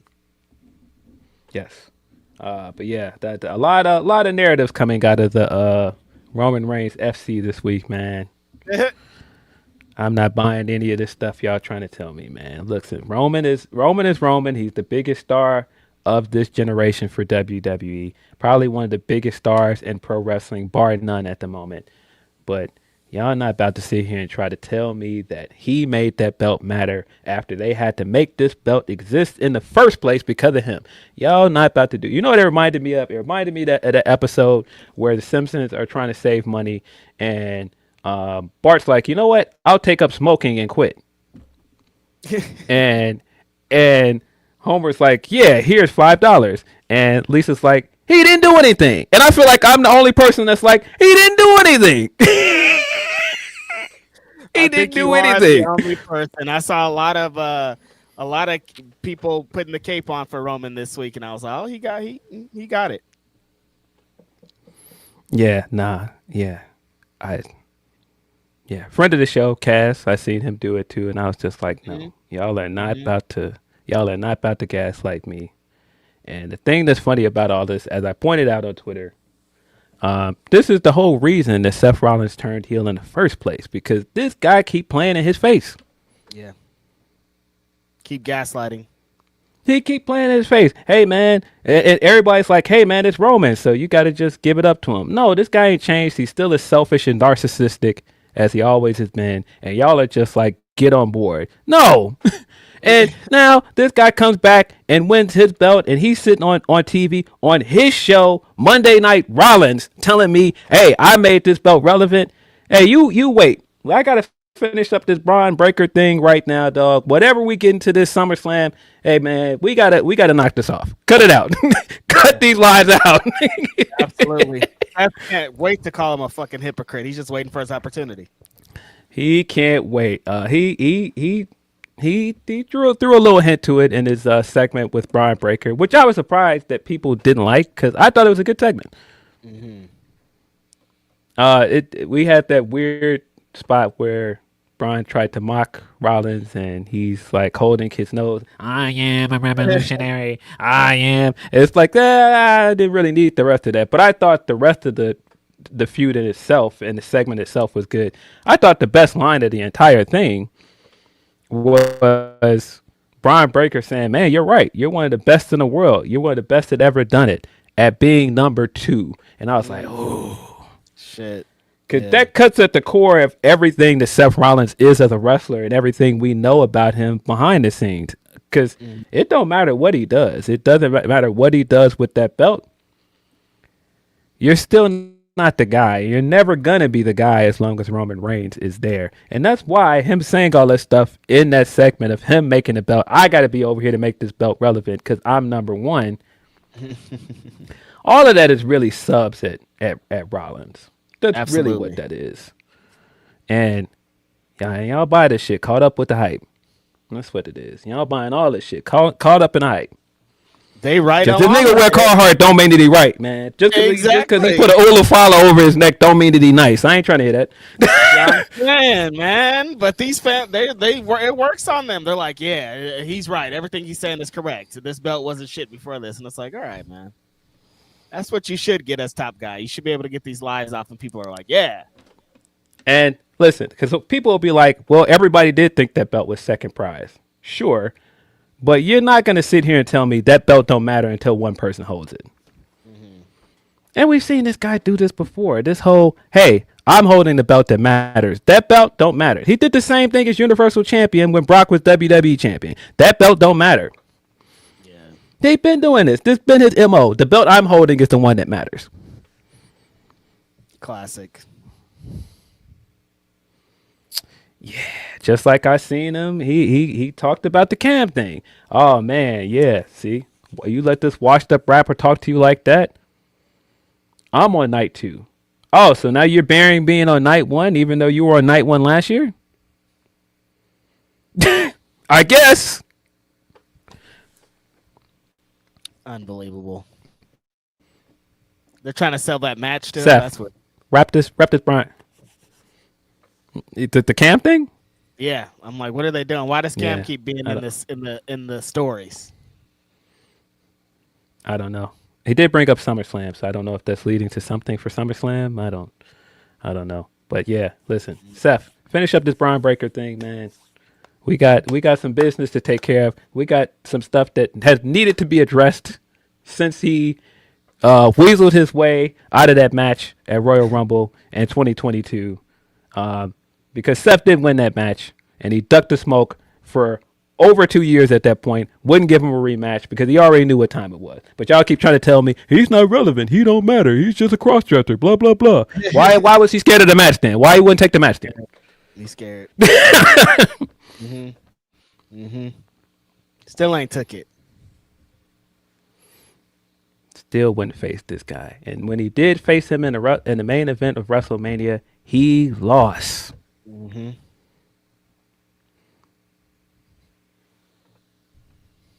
Yep. You know what? I thought of the same thing as well with that Dame clip this week where Dame's like, man, reasonable doubt. Don't nobody care about reasonable doubt. Like it ain't worth anything. That's why I gave it away. You didn't give it away. It was taken away from you. And it feels very different. It feels like Roman's kind of doing the same thing. That belt over there don't matter. Yeah, because you lost it.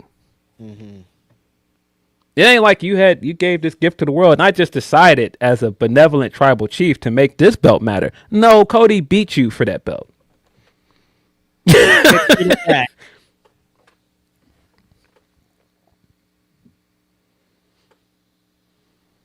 But we got to change narratives now. That's what we're doing. We're changing narratives. But I made my point. I digress. Super chats. Roman stands about to be on you again. Oh no, they all think that I hate him, and I don't hate Roman. I just wish y'all would stop buying into these guys' lies in character, because they're lies. They're lies. You know what? It's funny because the parallels between him and Braun are so funny to me, and I think it's also why I'm like, this annoys me. Why do y'all keep letting this guy get these lies off?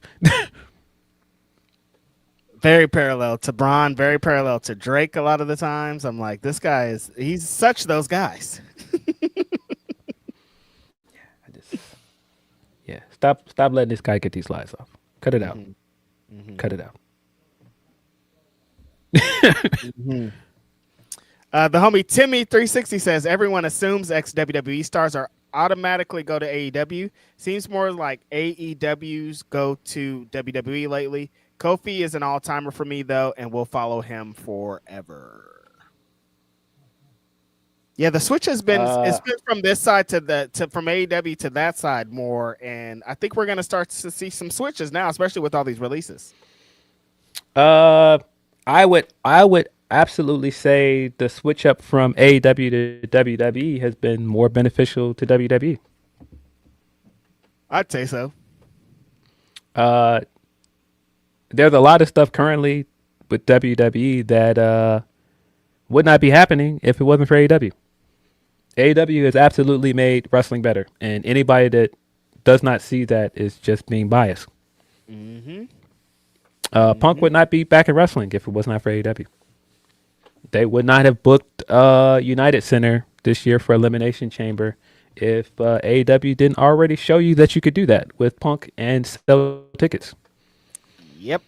I mean, all of those graphics for the top merch sellers in the building for WrestleMania were all people that made the jump from AEW to WWE. CM Punk, Cody Rhodes, Danhausen. And I will say to the cow come home, sorry again, Roman stands, you can try to lie all you want. Cody Rhodes saved that company. Oh, yeah, totally. And I'm not saying he saved that company from ruination. They were always going to be what they were. But he came in immediately and gave them a viable guy to beat Roman because there was nobody else. There wasn't anybody. Man. So, yeah, you can say what you want. They are doing a lot of business and they're making a lot of money with Cody Rhodes. You don't make a guy a 2-time Royal Rumble winner if this guy is not a proven commodity to you. Right.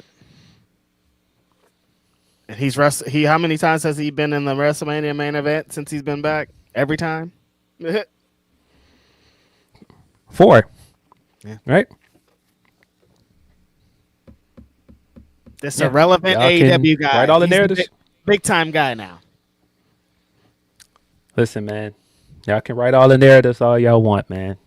That guy Cody at home doing the Ice Spice meme with Brandy in the background. Big guy, big guy, big guy, big guy. But it's there. Those top 3 sellers, those are AEW people. So whatever. Listen, man, but yeah, all of the narratives you want. Cody's still Cody. I'm not trying to hear it. I seen my guy Graham on his podcast with Kayla, where he was like, "No, he's still the biggest star in the world right now." Yes. I've seen a lot of Roman fans not happy with that either. They're like, "No, it's Roman." It's like, I guess it is. Listen, Roman is Roman, but we're not going to deny what Cody has done over the past 4 years. Right. Will Chisholm says, to prove your point, Phil, Punk tease going for Cody's title, but Roman fans won't hear that though. Yeah, listen, I did what I came back here to do, and that was to main event WrestleMania. Now I want to be WWE champion. Yeah. I want to have a match with Cody. Because again, the big top merch sellers for that weekend, the big match that's left is us. We just haven't gotten to that one yet. And they probably would have done it this year if Rollins didn't get hurt. Right. But yeah, that few days of people being like, why doesn't anybody want a match with Cody? Yet plenty of people want a match with Cody. He's just injured at the moment. That's all. Awesome. All the way to the point that Jacob would have challenged Cody if he wasn't injured.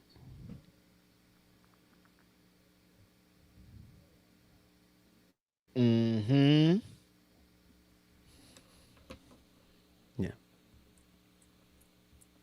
Yeah. Will also says, I bet Netflix didn't want Rhea to go to SmackDown. Probably not. But hey, they got Liv. That's the way they see Liv over there. They see Liv in that same category. So good for Liv. And yeah. I mean, personally to me, Raw still has the best wrestler out of that tandem in EO. Mm-hmm. The EO Asuka match is official now for Backlash. They had to address the Kyrie stuff a little bit in Asuka's promo, which was a bit awkward. They got big "We want Kyrie" chants during that beatdown segment, which tells you everything you need to know about them not paying that feud off. Fans know it. Yep. Broadway Joe says, Ibu spilling dirt on the timeline. There's another notable talent they asked to take a pay cut. 100% it's Bayley. Also, don't be surprised if Miz retires, in quotation marks, in the next 6 months. WWE wants youth. Vets are uneasy. Yeah. No, I'm sure they're asking. I'm sure they're asking more than one wrestler to take pay cuts at this point. Absolutely. I mean, we saw like when they did the Braun Strowman stuff, I knew that was going to start to be what was happening in this company, and we're just going to continue to see it here moving forward. Yeah, they're investing in the youth. That's cool. Yeah, but that's potentially what happened with the Karrion Kross thing, and people are trying to say that's a work. No, Karrion was like, "Hey man, how'd you come up with that number?" And then all of a sudden, they stopped responding to him. Yep. They just asked the question, "Hey man, how'd you come up with that number?" That's all. Like I'm just interested in negotiating, and they've shown at this point they're not interested in negotiating. I don't care about that. They were like, "You're blocked. Don't call here no more."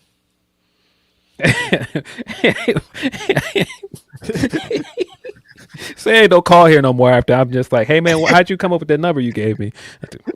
Hello, hello. You're blocked, G. Don't call here. I don't know if kids anymore know what the dial tone is anymore. They don't have dial tone on phones no more. No. Your phone, you just gotta look at your screen to see if the call's still going at the point. That's the dial tone. See, man, we used to that time when you could bang it on somebody, you could slam that phone on somebody. Mm-hmm. They don't know about that no more. They don't know about hearing. Hello. They don't know about hearing that dial tone randomly, man. Different times. Different times. I was just talking to somebody about that recently, about how much I hate being hung up on. Like, I hate being hung up on. Like, don't hang up on me, man. Like, don't. I hate it, dog. Like, don't hang up on me, bro. That's one of yours. That's one of your triggers. I feel you. I'm not mad at it. Yeah, nah. Don't hang up on me, dog. Like, I picked up before and called somebody right back after, like, hey, dog, I wasn't done talking to you. Hang up on me. Oh dog. my god. Yeah, no, it's the same thing. Being able to slam that flip phone close on somebody, it hit different, bro. Different times. Mr.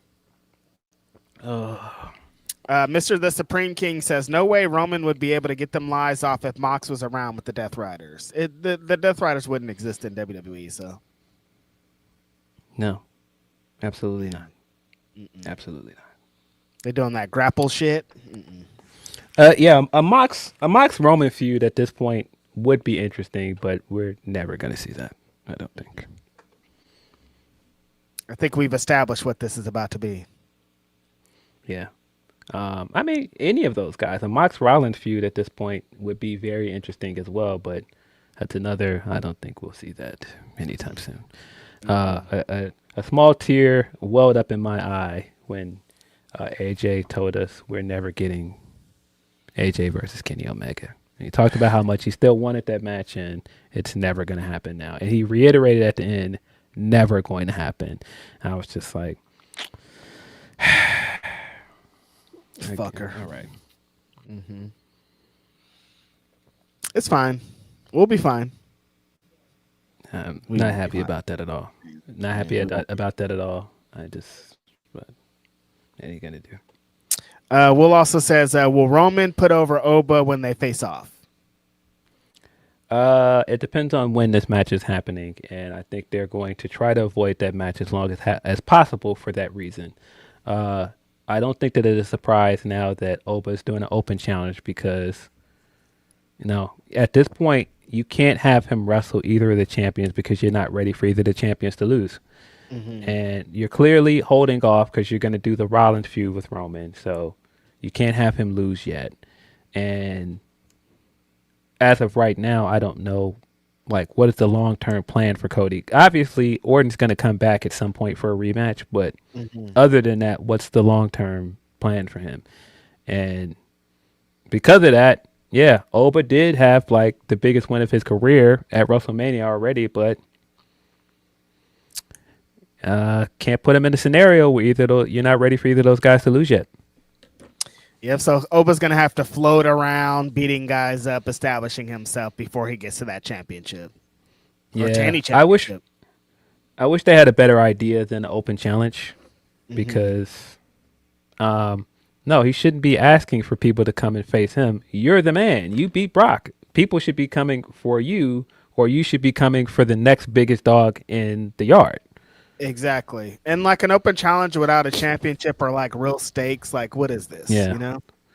Yeah, because if you're I matter now, and I'm now the biggest dog in the yard because I beat Brock. Well, yeah, but you're still only that in name only because you don't have the gold to back it up. Exactly. You beat Brock, and then what? You start beating us up? Yeah. Yeah. I would love it if they did something risky, just had him beat Cody right after WrestleMania, but yeah. Unfortunately, we're probably getting another Orton match, so that's that. Yeah, that's asking too much to get that Oba stuff. So, see you again, Orton. Yeah. We got the debut of Ricky as well this week. Ricky opened SmackDown with Cody, and he got a match with him. Yeah. I wish they had brought him up right after the NXT title run. Because you had him down there kind of doing nothing, and I think he would have gotten a better reaction if he had came up right after the NXT title run.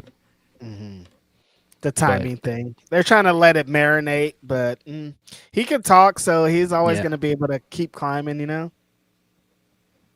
Yes. Speaking of NXT, we were talking about it last week. I was like, boy, it's looking rough down there. What is this main event scene going to be? Because everybody moved on. Ricky's moved on now. Ethan Page has moved on to Raw. They don't have Oba anymore. Javon is gone. And so I was like, yeah. And your champion is Tony D'Angelo. So it's like, who do you have left for Tony to wrestle? They answered that question definitively this week with the debut of Evil, which still very surreal that Evil is an NXT wrestler. If you would have told me all the way back, like I said, 2019, Kofi Mania, that in a few years, I would be talking about Kofi not being on this roster anymore and Evil would be here, I would be like, what? What are you talking about? Shut up. Like, well, I'm like, why are you spreading these lies? What do you mean Evil's going to be debuting in NXT? And watching that entrance this week and he comes in dark and all that, I'm like, this is for Evil, Phil. It was making me feel weird. Yeah, I mean, I think the entrance and everything was cool. He came down there and brought Tony D'Angelo a shirt for some reason, and then he left. They're still doing this. The rumors are true call on commentary, which I don't like. Because I think they've used it too many times, and then to the point that it now feels cliche. But then also, they as a company tell you all the time, don't believe the dirt sheets, don't believe Sean Ross Sapp, don't believe Dave. But then also, the rumors are true. This guy's here. Where are the rumors coming from? Yeah. What rumors? Who said that? Who was talking about this? The guys that you told us not to listen to. Now we're supposed to listen to them every time. They've done this for Blake, Ricky Starks. I'm like, are they going to just keep doing this? It's like, but you're telling us not to listen to these rumors. So if somebody watches that show and they're like, well, what rumors? I need to go and find out. Then you're just having people going to find the rumors. Yeah. Yeah. But yeah, absolutely, Warrior Nation. What I say all the time: the internet doesn't matter, though, right? So where are these rumors coming from? I don't know.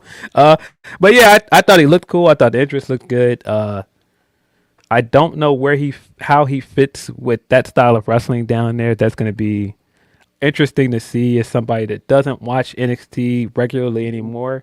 And NXT, where it was during the black and gold era, I could absolutely see a guy like Evil coming in and fitting. But Evil at 39 coming in with this version of NXT is very different. I'm not sure how that looks, but we're going to see. I mean, coming off of like the House of Torture stuff and just a huge tonal shift from what he was doing in New Japan to this. Like going from that to confronting Tony D'Angelo, Phil, I'm like, what's a Tony D'Angelo and Evil match even look like? You know what I mean? Like, there's just so many questions. That's very good. I have no idea what that looks like, but yeah, we're gonna see. After he confronted him, Tavion Heights came out and hit Tony with the German suplex and made it known he's staking his claim as a contender as well. And then we got the kid from Progress. What's the kid's name? Will Cruz. Will Cruz. There you go. Yeah. I think that kid is only 19, right? Young guy, young boy. Hit a moonsault on Tony D'Angelo right after that. Looked great. So yeah, they are immediately setting up three guys in this main event scene. They're quickly rebuilding the main event scene with these new additions. I think that makes a ton of sense. Tavion Heights is a guy that already had built up some equity in NXT, but this is what they needed. They needed free agents. They needed somebody from somewhere else that already had a name, because right now, like, you can build up Keanu and some of the other guys down there, but that's going to take some time. Like Miles Bourne's another one you could build up, but if you want somebody to feel like an immediate contender right now, none of those guys feel like that. Yeah, exactly. You needed some kind of outside forces, some people that are going to bring a new kind of energy and excitement to it. Yeah. Let's get this for sure right, because somebody says in the comments that this kid is 29, not 19. He's 29. Why did I think he was 19? I know he's a younger guy, yeah. but everybody's younger to me at this point. Yeah, 29 apparently to his according to his Wikipedia. Mm-hmm. If Wikipedia has this right, don't lead us astray, Wikipedia. Don't 29. Sorry about that. Yeah, where did I get 19? Maybe I saw someone tweet that he was 19, and that's what I thought. Maybe I don't know. Mm-hmm. But regardless, sorry for the mix-up. But yeah, they immediately building up NXT's world title reign again.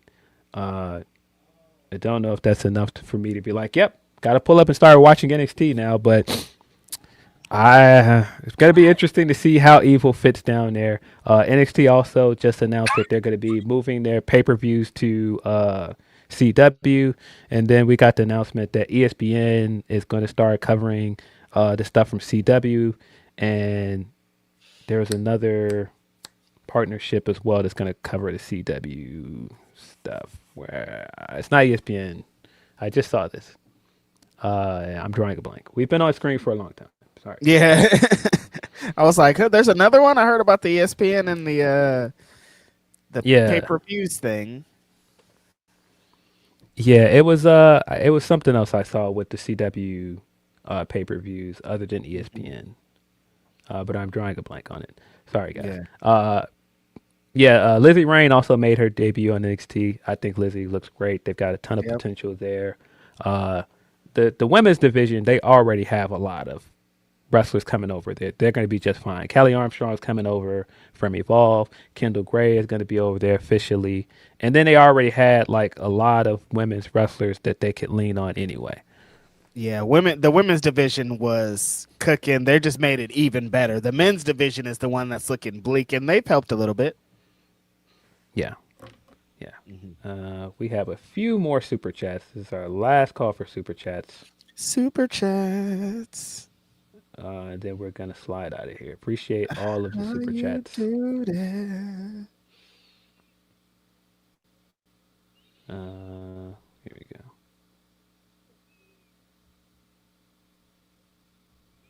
Mr. Oh yeah, no, we read this one. Oh yeah, sorry.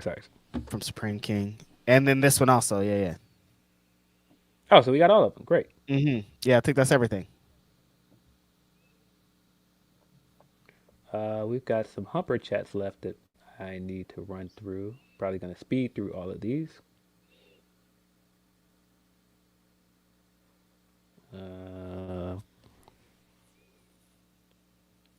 Okay. From Tony P says, recently it's been shown more often that people know his tricks and now counters them from wrestlers to the refs. I'm curious to learn how he changes when he understands people know him and he has no real leverage since he has now basically become predictable.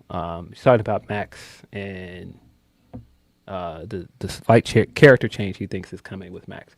I think this is going to force him to be more ruthless and probably more desperate to win his matches now. Yeah, I think he's conditioning us to remember his tricks so we can forget about him because he's going to stop doing so many tricks. You know what I mean? He's like, keep establishing like, these are my tricks, but he's constantly showing us that his opponents are figuring them out. So he's going to need a new strategy. Yes. Tony also says the bad SmackDown WWE/TKO management. You have more news leaking about the releases. You have more news leaking about the releases and why they happened. And most nasty one was about Kyrie. WWE told Dave that Kyrie wanted to go home was the reason for the release, but Kyrie and all of her social media posts basically said BS. Yeah, that was the thing that came out this week. Kyrie, in a very nice way, was saying, hey, I loved being a part of WWE, loved the fans. I never quit on you guys. And I was like, well, that tells you everything you need to know. This idea that she left because, she wanted to go back to Japan, which she did want to go back to Japan early in her career when she left WWE the first time. But yeah, just because this happened so abruptly, I can't see her in the middle of this storyline with Io and Asuka just deciding, yep, right now I want to go back to Japan. Like, I didn't really believe that to begin with. And like, why wouldn't they help? Well, it didn't make a lot of sense. No. Yeah. And clearly somebody, one of his sources over there fed him that story. So, Right. yeah, but I didn't buy it to begin with. Tony says the Hun / what the fuck. Speaking of releases, the more info dropped featuring Black / Vega, the more you know they aren't going to AEW. Mr. Silva, changing your story isn't a good look. G. Name the venues. Also, better hope Gail is wrong and fans don't chant "little bitch" at you. What now? I think that was coming from that interview he did where he said Oh yeah, people he were said calling him a little bitch. That's right. And Gail made the point of you don't want to tell fans that because then they'll weaponize it against you and chant it at shows. Yeah, fans do that. Don't tell them, hey, don't call me this. They're gonna call you that. It's the first rule of fucking wrestling. Yeah. Yeah, the Carlos Silva stuff was interesting. Him insinuating that he's been blocked trying to do things, and so he's only fighting back. And the problem with that is people only see you doing things like blocking TNA wrestlers from taking bookings during WrestleMania weekend. They don't see the other side you're talking about. So if you come back and say, all right, well, this company blocked a venue or this company did this, then it kind of sounds different, but I don't know. This is going to be kind of the business at the moment. You're in a partnership with WWE and like just the way this looks. And that tweet from AJ, did you see that? Yes, I did. For a minute, I thought you were talking about AJ Styles, but you're not talking about AJ Styles. Yes, I saw it. Yeah, sorry, I should have been more specific. AJ Francis tweeted that why are y'all making a big deal out of this? AEW blocked me from getting a match with Hobbs where Hobbs would have lost to me. So this happens all the time. And yes and no. I'm sure, like, yeah, there are indie situations where we've heard of where AEW has blocked wrestlers from doing indies and doing other things. So it happens, but it's not exactly the same thing. The match was already announced. It was, a week away? It was the main event. It's a way different situation. Completely different situation. Yes. And if you were going to block them from doing the match and you just didn't want it to happen, you should have done that before the match was announced. Like this, exactly. That was kind of my disappointment with the situation, that the match had gotten that far before it got pulled. And like, I fucks with AJ and like, that's my friend, the big homie, but the anticipation for that match getting canceled and Leon Slater and Ricochet is way different, man. Yeah. Brandon Joseph saying in our chat, Ricochet reportedly was going to lose that match. So it's not even, you weren't even putting your wrestler in a situation where they would have to lose. Yeah, so I don't even understand why AJ brought that up, because this wasn't even about wins and losses at this point, is from what it sounds like. Yeah. I don't know. Tony P also says, now the NBA Petty of the Week rightfully goes to the Knicks fans and any smoke / slander they got for Hawks, because goddamn, that was embarrassing. Over the playoffs, over than the playoffs, been fun and unpredictable. Sixers, don't blow it, please. Again, love to revel, protect each other, peace and love. Hawks taking that embarrassing loss after they I don't know. It looked like all of their special sauce wore off, man. Like, I don't know. Taking that kind of beating to get eliminated, yikes. And I'm sure, Knicks fans that had to listen to people like me laugh at them last week. Yeah. Get your shit off, man.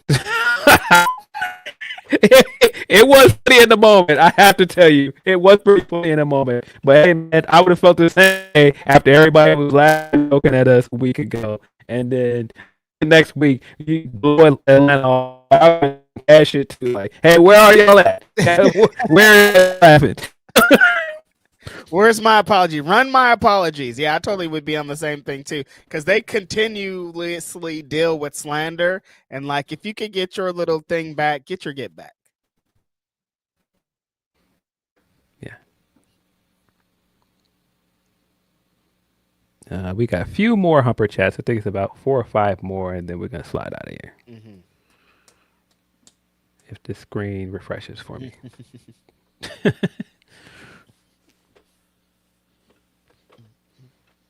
I know you can do it. I believe in you. Yeah. There it is. There it is. From Busby, he says, New Day leaving WWE should speak volumes on the direction of the company. Also, Roman has become Hogan, and we are watching his politics work in real time, like he is trying to push out Cody. Also, fuck KD, word to Lil B. I think Lil B lifted that curse He did. a while ago. Yeah, supposedly Danhausen saying he lifted that curse too, man, but not the curse on Stephen A. Stephen A is still cursed, but the Knicks are not cursed. It's forever. Good for the Knicks getting out of that curse. Like it worked. We saw it in real time, you know? Yeah.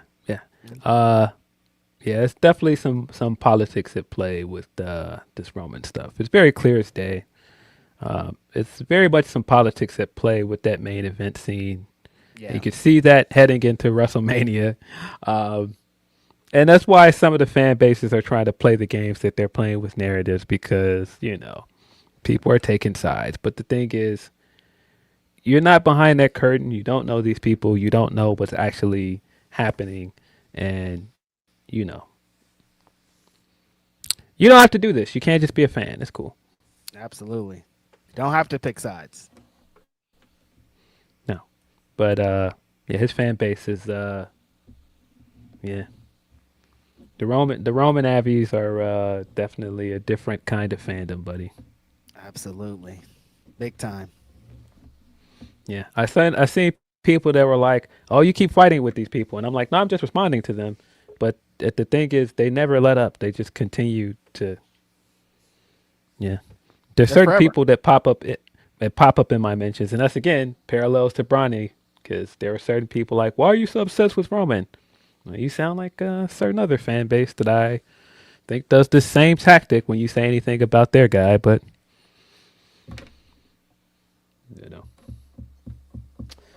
from Rafael Garcia, he says, I was gonna talk about Atlanta get whooped by the Knicks, but I can't in good conscience kick a dead bird with a dog near me that looks like Jalen Brunson. Anyway, wrestling. These new departures make no sense, especially the ones you just signed. I mean, they make a lot of sense with how TKO is moving. So, yeah. Talking about wrestling on Black Phoenix says, dream matches are fine and all, but what if we could get the return of the New Day podcast? I would love for the New Day podcast to come back. I don't know how that's possible with E still being on contract with WWE at this point. And I believe the New Day podcast was a WWE podcast as well. So I don't know if they have the rights to use that name and do it exactly. Yeah, I don't know the answer to that. I have a friend that would know, but I'm pretty sure that it's a WWE podcast. I think it was under their little network. Yeah, so I would love to see it come back, but I think that this actually hurts its chances of coming back. Yeah, unfortunately. Yeah, but yeah, if you get those 3 guys on a podcast doing something again, I think that would be great.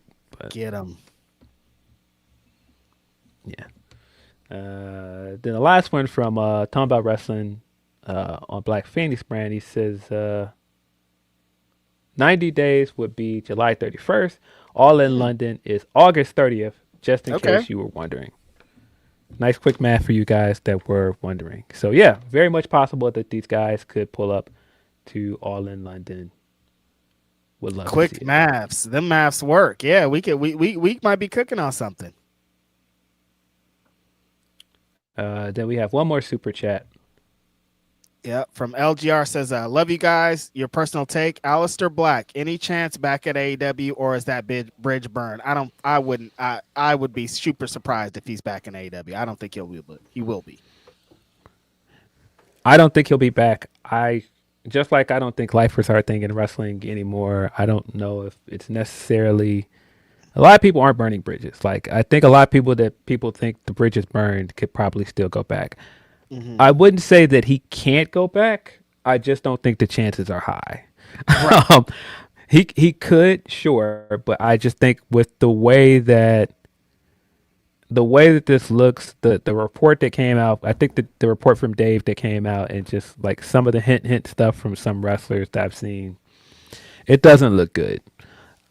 And I don't know where that leaves him. Like he could, if he did, I'd be like, oh, wrestling is wrestling. But the way that people are talking and the way that things are moving, I don't see it. Yeah, that's why I'm like, I don't know. But again, CM Punk is back in WWE. That is like what does anything matter?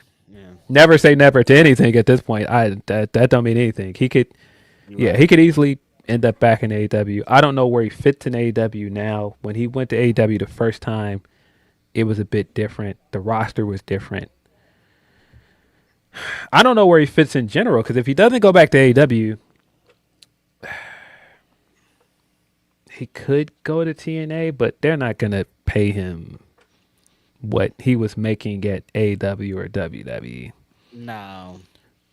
And the same thing with like MLW. That's not gonna. He's not gonna work. Maybe he could try a run in Japan, maybe like New Japan or like nowhere somewhere. I mean, like these every company that you mentioned is gonna offer him a bag. I don't know if AEW will, but MLW and TNA are definitely gonna. Fucking Maple Leaf Pro, like all these people are gonna be after him. I'd assume. Yeah.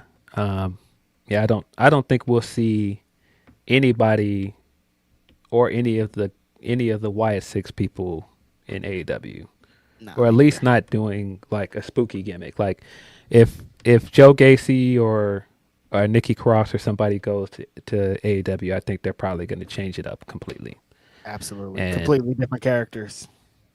Yeah, and I mean, I think anybody would be lucky to have Nikki Cross. Like AEW would be very lucky to have Nikki Cross. I think Joe Gacy still has really a lot in the tank, and I think a lot of people really don't get how good he is in ring because he hasn't had a chance to showcase that. Mm-hmm. So he could easily end up somewhere else, and I think he would do well. I just don't think he'd go somewhere else and do Wyatt Six stuff. And I mean, Dexter Lumis already told you he already showed you in that vignette he's going back to being serial killer Dexter Lumis. Mm-hmm.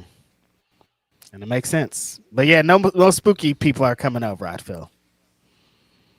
Yeah, I don't think that's the case either. There was that report that TKO has not been high on the spooky or dark characters, so that's why they got rid of the wrestlers that they did. But does Danhausen not count? Danhausen is a spooky character, I guess, because he's also a comedy character. Yeah, he covers two things, I guess.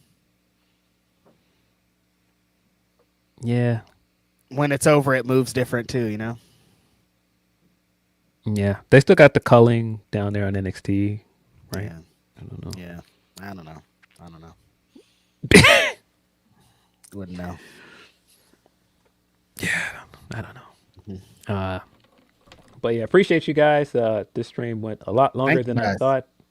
But we got hit with breaking news first thing in the morning.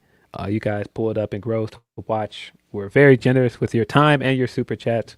Thank you. That will never go unappreciated, guys. We'll be back next Saturday at this time talking Graps. I'm still trying to decide if I want to do a stream Monday because we got New Japan Dantaku on Sunday and Monday morning. I'm pretty sure I'm going to watch both. So depends on if I stay up to watch both of those shows. And I also want to do a stream on Monday, but might give you guys a Dantaku stream on our YouTube channel. So keep an eye out for that. But until then, this has been Grapsody. I'm Phil Lindsay. Righteous Reg. We are out of here. Peace.